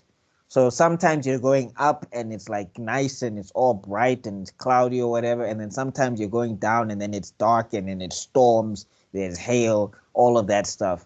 And he's like, yeah, the going up, good. The going down, also good. Like that's the journey up and down. Both of it is good. Right. Like if you start separating and saying, no, this is good, this is bad, this is good, this is bad. Like both ways, because there's some people who are just like, I love it when things are dark and tough and everything, and when things are great, I'm worried. And it's like, oh, whoa. And then there's people who are just like, no, I love it when everything is just great and everything is just wonderful. Like it's like this whole thing of the difference between a regular person and a guru per se is that a guru can make, like a guru will either see the world as all beautiful or all nonsense. Like they won't do this thing of separation where this is nonsense, this is good, because now you're putting yourself in change, Chief. Like if you see it all as nonsense, nothing will bother you. If you see it all as beautiful, nothing will bother you. It's like when you try to split it, you're basically ignoring the reality of what balance is. Like life itself is a balance, Yeah. It balances itself out. But I just wanted to say something, like going back to what you were saying about life just being like, Bakuman is one of the most realistic animes in my opinion, or manga, because after these guys say that Nazuma Edge is gonna be their rival, they're gonna beat him, Moritaka becomes his assistant. Like, Yeah. this is life. Like, No, not only does he become his assistant, now it's like now he's just like, yeah, this rivalry that I had in my mind, it's actually not real at all. Like, Edgy does not care about me in the he slightest. doesn't care. He doesn't care at Like, all. you were beefing with it. Like, that's what made me laugh, because I don't know who we meet, I think, Edgy in like episode, I think 3 or somewhere there, and they keep talking him and building him up, and I'm expecting this most arrogant, because if it was a battle shonen manga, Edgy was gonna show up and he was gonna be all cocky. He was gonna be Kaiba, basically. Yeah, you'd be referring to everybody. You should be referring to him as Eiji-sama for some reason. Nope. And then he's just like, nah, I just love drawing this stuff, man. I'm having the time of my life. And then also when they start giving him criticism, he's so accepting. Yeah. Like, yeah, and then he's like apologizes. He's like, yeah, I've been conceited. Everybody calls me a genius. I'll start attending meetings. I'll start doing names, thumbnails. I'll start doing storyboards, because he was not doing them storyboards. It's like, who's for what? And I think, like, what I also like about this show is, like, you really take a vested interest even in their work. You're like, wait, what is Crow about? Like yeah. You're just hoping, like, can Crow just really happen so that we can see what this. Yeah. No, I mean, like, even when you hear Shady Detective Trap, you're just like, I want to know what Shady Detective Trap is going to look like. Yeah, like, it sounds so damn interesting. I just wanted to add 2 lines to what you were saying earlier, Mr. Buckmeister. One, in a masterclass from Smokey Robinson, he said you gotta love the hills and the valleys. You can't just love the hills on their own. Yeah. Which is very important, because he was talking about how do you make it big in the music industry. Love the ups and the downs. Love the having to be up there at 3 o'clock in the morning at studio recording, your throat sore, and they're saying, no, you're just, the music just not rendering well enough. We need you to make another take. Those lows. Love the lows. Love the valleys where you need to also help pack up for the stage so that you can perform, because there are not enough hands. So you'll be there setting up the stage, setting up the lights, setting up everything alongside everyone else. So you're not that high up yet. Love those valleys on top of those hills, because if you love the hills and hate the valleys, what happens is we fall into our conceits. We start thinking that we are the Ash instead of the music being the Ash, which is a very dangerous mindset. Yeah, no, it is. And I think you can even see it in other industries still related to the arts, where a rapper will have like a banging album, their next album sucks. Or a film director, you do like The Dark Knight, it becomes big, then you do Tenet and nobody gets it, and you know what I mean? It's then you do Oppenheimer and then you win everything again.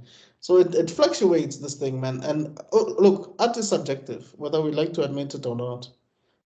Some people do.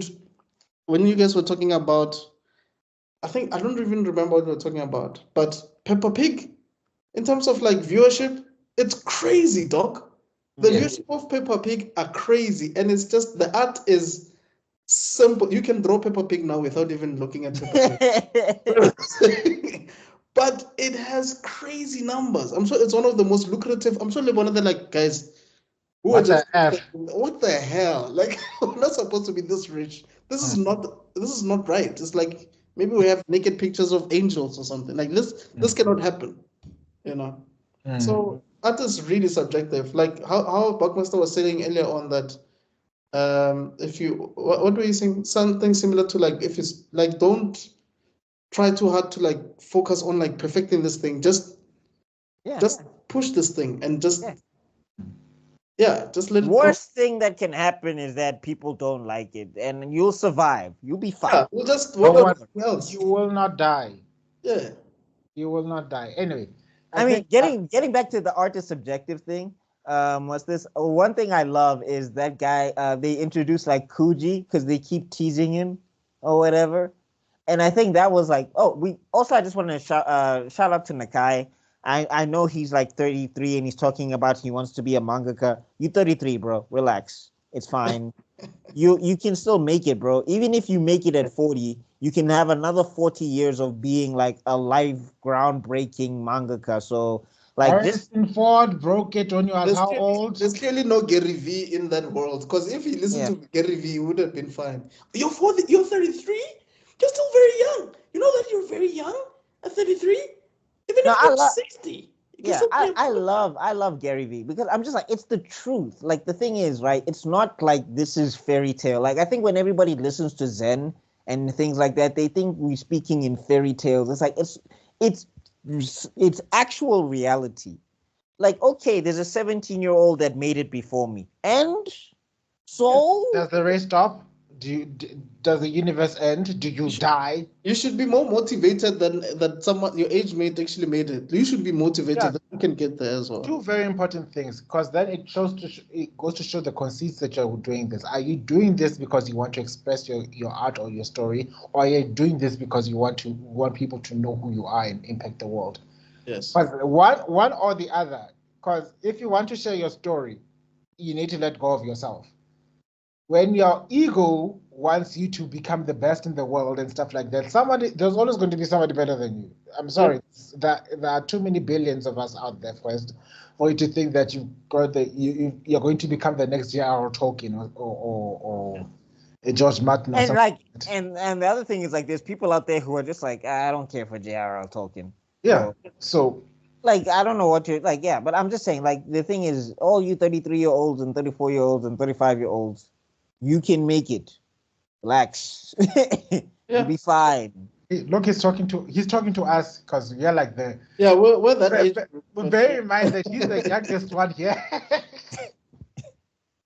I'm sick of this whole thing of you gotta make it by this time. It's like, no, you don't. You'll be fine. Like, why? The alpha male syndrome. If you're still living your Sigma grind time. Oh, if you're still living at your mama's house at the age of 25, you're a failure. Dun. Get out there. Get your own house. And then you look at someone who's struggling to pay their bond, looking at you and wishing they were you. Yeah. Like, bitch, I'm going home. Hey, bro, it's just like, Chief, please just put the tank top back on. It's okay. I remember somebody looking at me like I was so lucky because when I was working at that place, beep, I censored myself. Did you see? Yeah. I told them that my pops borrowed me the car so that I can drive to work and not be late because it was my first week. And they looked at me like, you still live with your pops? Like, yeah. Do you know how expensive renting is here? They wanted, and I like how everyone was like, no, you should move to Randburg. You'll make it in time. Like, I did the calculations. Rent plus furnishment plus sleep plus electricity. This is fuel. It does not cover the fuel cost. I need to cover. No, dog, I moved out like twice in my life. And rent whooped my ass. Woo! Like, yeah, okay, it's fine. I get to wake up and do what I want, but there's nothing in the fridge. I'm going home. You know? Yeah. Then there's laundry and all of that. But anyway, I think just before we close, just want to say that these guys were so lucky. Actually, the uncle, No, we need to talk about this. There's a couple of things I still want to cover. Okay. What's this? I just want to say, just wanted to talk about the studio that. That's another thing that we got to talk about. We also got to talk about. Yeah, we also got to talk about Moritaka's mama and the grandfather and the father and the studio. Yeah, I just wanted to say that the best investment that man made was that studio, because they eat there, they sleep there, they do everything there. It was one of the best gifts. Investment the uncle made for Moritaka, even though he was doing it for himself. Yeah, but it's also very depressing. He like died from overwork, which is a real thing, and it's just like, man, I wish he could have slowed down a little bit. Maybe somebody could have talked to him or something. Like, hey, don't do that to yourselves, guys. That's what I think that the therapists there must make bank. The amount of times they're like, I need to work. Like, bitch, what's the point of working yourself into an early coffin without having you, even if you're to make those millions? But with the pace that you're working in, how are you going to even enjoy those millions that you've made? When are you going to enjoy them? Because you won't stop. Because there's this lovely picture they showed, but don't wait until you're old for you to travel, where they show these people walking out of this Venice tunnel, and these old people are both asleep there. Yeah. Because what you spent your whole time chasing the bag, and you forgot to pause and enjoy life as it is at this point in time. It's a catch-22. The balance before everything. Oh, now I remember the second thing I wanted to say. I think. Ketut once said it from If You Love. Too much heaven or too much earth leads you to lose balance.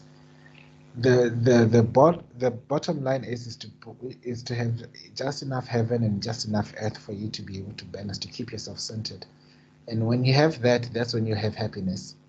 And then on top of that, he says, once you attain balance, like the next part kills me.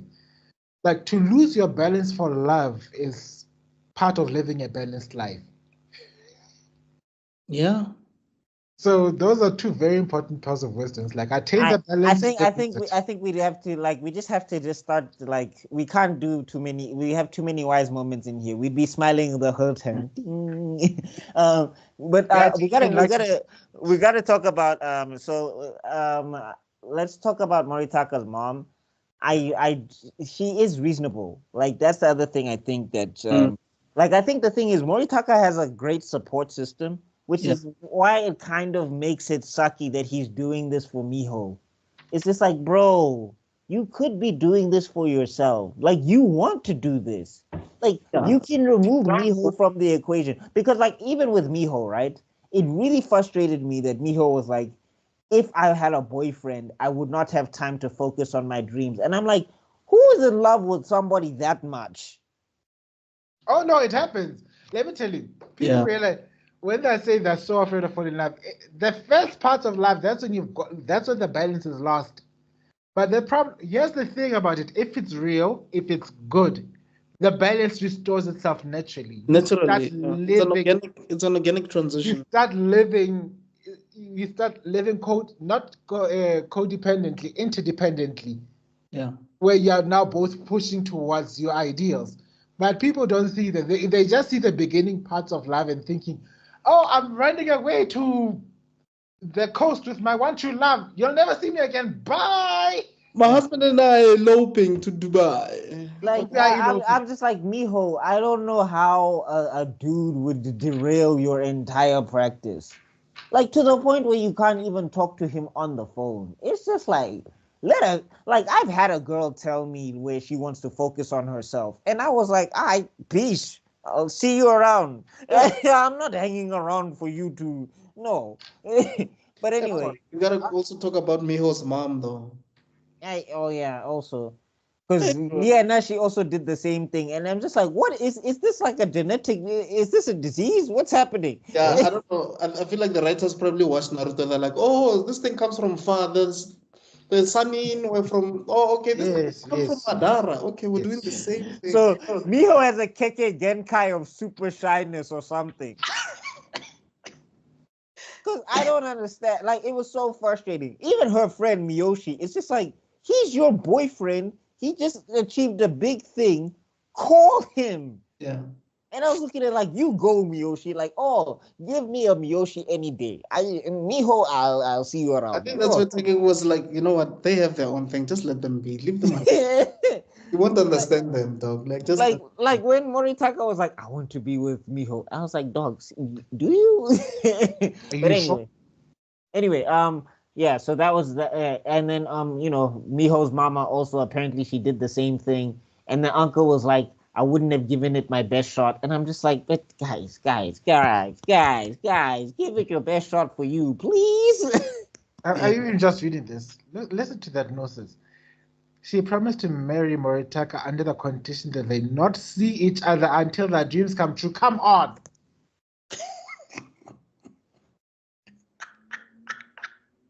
I think I'm going to start the video with this clip. That girl, right? Yeah. That I was talking about. I met her, I think, I want to say 2014. It's 2024. Imagine I made that type of promise. Bro, 10 years, bro. I was 80. Imagine I'm 28 now, still trying to make things happen. That's when we get to miss me.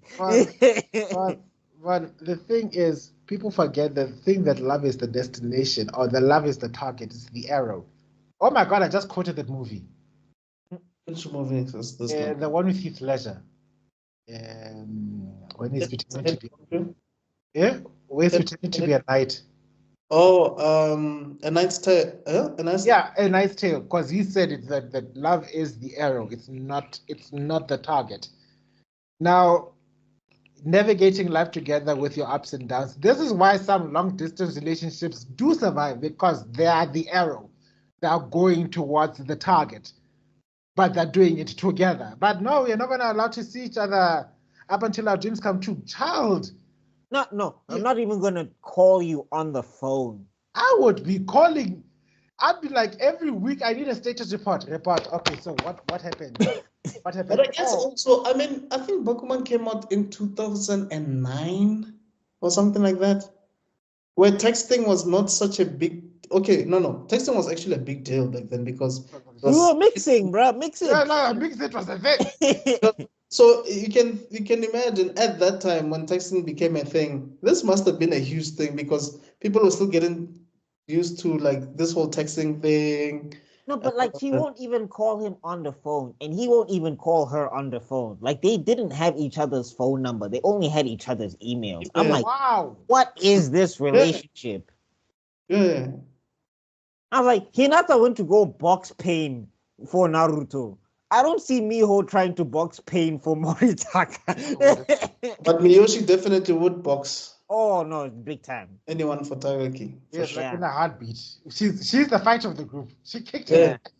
Oh, she whooped his ass. So you want to learn about shonen? Let me teach you. Ready? Ha! I was like, why didn't they make a female shonen protagonist based off Miyoshi? So even the boys that were at the playground were asking her to stop beating that Tagaki. They're like, please leave him alone. Oh, that was funny. Have you received enough data about shonen yet? Also, we gotta cover Moritaka's dad and grandfather. I like their attitude towards Moritaka. I think that's if you got a parent like that. I mean, again, my personal belief right now on dreams as it is that if your parents support you, great. If they don't support you, also great. Yeah. Because if they support you, you still have to make it on your own. And if they don't support you, that will really test how much you want this thing. So, I mean, I fall into Camp B where my parents were not. I mean, they kind of still not, but they're not. And it's like, no, it's good. When I make it and I do it and, it makes the money, you'll keep quiet. It's fine. It has not been easy, though, initially, especially for the grandparent, because, like, I lost my child to this thing. You know what I mean? But the fact that he's the one that gave Maritaga the keys and said, look, take them. And he took off right in the middle of the night. I was like, yeah. And then he called his friend, like, come. We're gonna see this place. Like, that's the thing. Also, it's like, the Japanese streets are safe as hell. Like a train, and you're taking a train at night. Like that's the thing. I was like, what's this with the mom, right? When she called and she was like, "What do you think you're doing?" I was like, "Yeah, actually." What do you think you're doing? Yeah.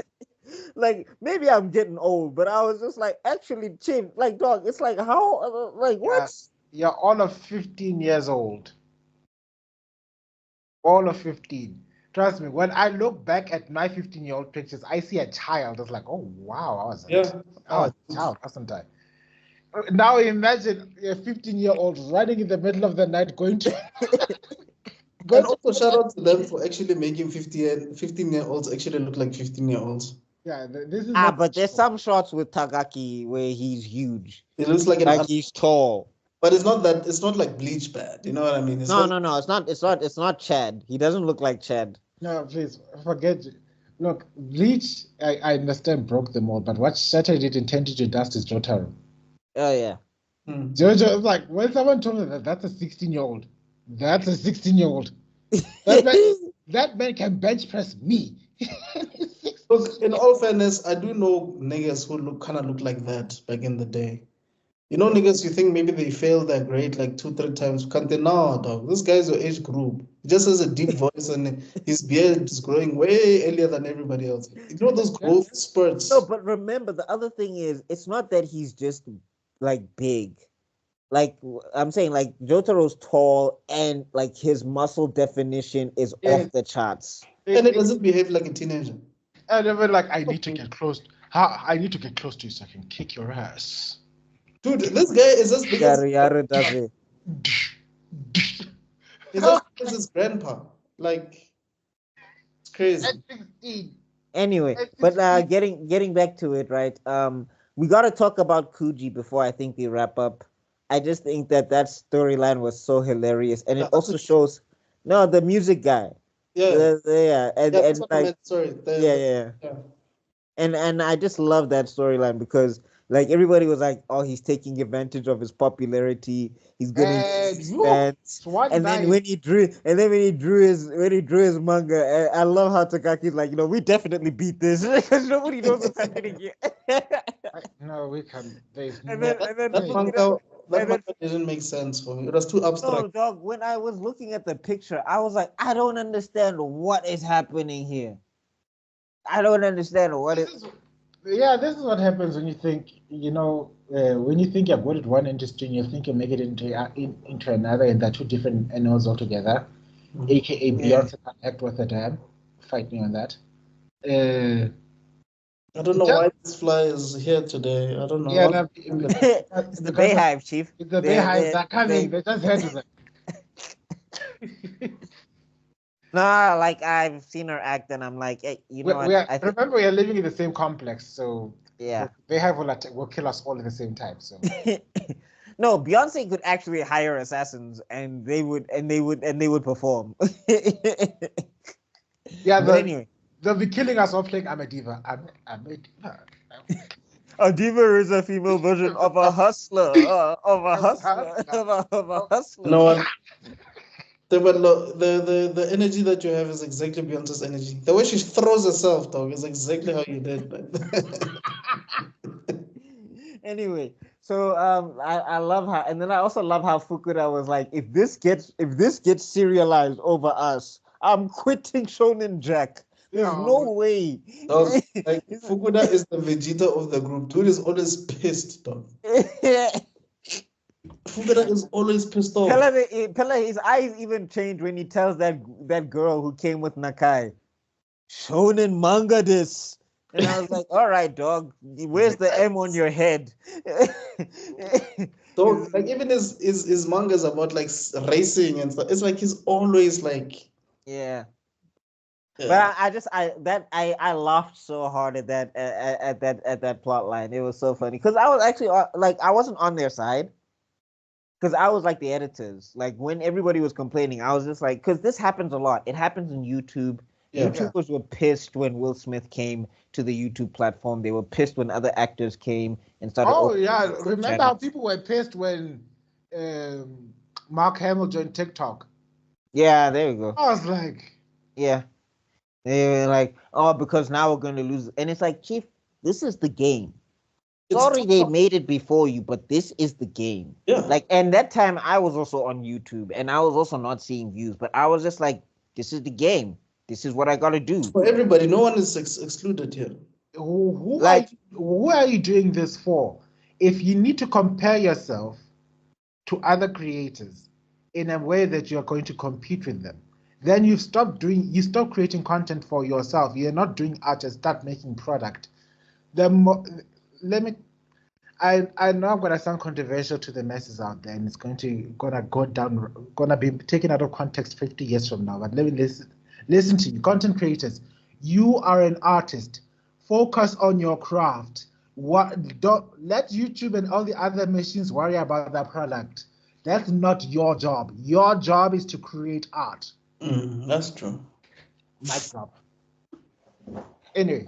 Yeah, so I love, and then also it's like, yeah, I'm gonna be like, I'm announcing I'm taking a break from my tour, yada yada yada, and I'm like, after that Color Physical flopped, he had to be right back on the music. Yeah, but it is the accepted defeat quickly, because some people would have just forced themselves to be on another publisher. Oh no, there would. Some people refuse to take no for an answer. Looking at Donald Trump. But also, sometimes you just happen to be in the wrong. I think, was it the guy who did Attack on Titan? Because he wanted to be in Shonen Jump. But then I think later, he was accepted by another publisher. Then he realized that it was actually in the right, was by the right publisher, not Shonen. His stuff was not meant for Shonen. I could be mistaken, but something like that. Because I think Attack on Titan is seinen, isn't it? It's shonen still. It still counts as shonen. But it's not Shonen Jump. No, it's not Shonen Jump, but like its target audience is still Yeah. like the people who read Vinland Saga turn their noses up at the people who read Attack on Titan. Yeah, I think it's Shonen something else because I know there's other publishers. Shonen Jump. There's Shonen something. Anyway. Well, Not anyway, sure, we'd have to look different it up. categories. But anyway, we'll go into the details, nitty-gritties later on, okay? Yeah, but anyway, I think it was just hilarious that like everybody was just like, if this thing can even get serialized, chief, then the manga industry is done for. I mean, like the editors had to do their job because like I get what the editor, like I was the editor. I was just like, you guys don't complain. Like just make the best do your goddamn job. Just do the best story that you can. You're busy here complaining. You could be at home drawing or whatever, doing something. But yeah, but I'm saying like he was also just like as editors, our pride. We can't just let like we have to hope the readers really come through on this one. And they did. They did. But I think what I also like about the show is how these guys, Tsukumi Oba and Takeshi Obata, are able to make you know so many characters at a short space of time and still like so many of them. I mean, at a point you start even knowing, oh, okay, in that corner, there's the chief editor and then there's the vice. Chief, vice, assistant. The assistant, and then Hattori's boss, the big guy. Mm. So like you start understanding these departments, So I like that, man. I like that when I was reading it. I was like, oh, so this is how it works. Because, like, chances of you getting to Shonen Jump are slim to none. But when you see it through the eyes of these guys, you're like, oh, okay, this is how this thing works. Yeah, but I'm saying, like, for me, I wouldn't. I'd rather become my own Shonen Jump. Thanks very much. Like, I'm not. Imagine you're at the desk, they're looking at your work. No, this one, this guy is not passionate enough. Throw that to the side. This is the no pile. Yeah, it's just like, yo. Hey, I felt for the editors when Ashirogi Moto was horrible and Nezuma Eiji were horrible at the same time. Because I thought, what the hell is this? No, Eiji, like Nezuma Eiji decided to draw a whole other manga besides the one that they said they needed serialized. Yeah, it's like, no, I'm bored. I'm doing something. Like, dog. The whole department has hinged on. We have released a one-shot. People are looking forward to this thing. Nah, I'm bored. Nah, I'm bored. I want something else. Yeah. And then Hattori, you guys have a unique skill set. You can take Shonen Jack by storm if you attack it from this. Now we do in Shonen. Yeah. What? Why? No, man. Guys with big swords. Why? But anyway, yeah, man. I don't know if there's anything you guys wanna touch on. I think the ending was kind of cool. I'm worried now for Team Ashirogi Muto because they have a new editor. Yeah. And I'm just like, because Hattori was a fantastic editor. No, dog. Like if I ever get an editor, I want one like Hattori. That guy is the Kakashi of this universe, for real, dog. Yeah, Muira, you'll see him by the time we talk about it next week. You'll realize why Hattori is Hattori and Muira is Muira, I guess. Oh, so I'm right, because when they introduced him, I was just like, red flags here. We'll find out in the next. I activated Shonen. I activated a Sage mode. My KCM cloak was, and I was like, I'm sensing danger here. I always feel like the luckiest editor in that entire show is the guy who edits AG. Because he doesn't do much, dog. He comes in, fixes his things, make sure that the edit is done in time. That's it. They don't even argue on No, but he also remember that was the thing that Fukuda was saying also. It's like, bro, you can't operate this way because you're not going to be able to like be top dog mangaka. The thing that you're wanting is not going to work this way. You need to start taking meetings. You need to start listening to the editor. You need to start doing the thumbnails and all of. So Nizuma, because he says he hates doing thumbnails, and I also I related to that a lot because I'm like, I didn't use the thumbnail before. What I used to do is I just used to draw it and figure it out. I'm not Nizuma Eiji, so I didn't have the skills. So of course it came out terrible. But that impulse to just jump to the story, like if I had the skills to do it, like I might have started doing that. But then you get to see the importance of thumbnailing and how all of that stuff works and everything. Because Nizuma Eiji was just so good that he could just do it whenever. But it was just like your story ends up suffering for it. Because they also bring up a thing that I've seen a lot in manga as well, where it's just like, yeah, if it looks cool, great. But people will get over that by issue 2. Yeah. Like if it looks great and it's boring. Because it's a good introduction. You see, the pilot episodes gets people hooked into the story. But then the thing that needs to keep you interested is the plot development. And those struggle because plot development requires the time away from the action sequences, time away from the explosions, time away from the fights, time for people to be immersed into this world. And if you don't communicate that well enough, people lose interest very fast. That's true. Okay, guys. I think that's everything. I think we can leave it here. I'm glad you guys watched it. I know it's not everybody's cup of tea. No, I did enjoy it. Like I think maybe I'm actually surprised though when I see you speaking about it. I'm like, hey, wanna Bakuman? Because I remember when I spoke about it initially, you're like, eh. So I'm like, eh. You know, but well, the thing is, I wouldn't have watched it if we weren't doing the show. If I'm being honest, Yeah. But yeah, I had a good time. I didn't hate it, and like again, Tagaki is the GOAT. So Tagaki is the GOAT for sure. Though. I think like you guys make me watch different types of anime more than the ones that I usually seek. But also because I'm so busy nowadays, I haven't like had time to like catch up on. Because when you're trying to make your own, you don't really have time to like catch up on others or whatever the case is. But yeah, like I definitely can see Africa's Next podcast making me watch stuff that I don't regularly watch. Because I mean, and also Nerdgasm, because I'm gonna eventually also watch Code Geass all the way through. I'm going. Yeah, you Backmaster has to watch it too. He hasn't watched it yet. You haven't watched what Code Geass? I haven't watched it as well. So I'm because I am excited to. I'm gonna want to talk about that as well. The only one that I'm struggling to maybe if we'll have to agree to cover it together is Evangelion. Neon Genesis. Depression. Like oof. Depression.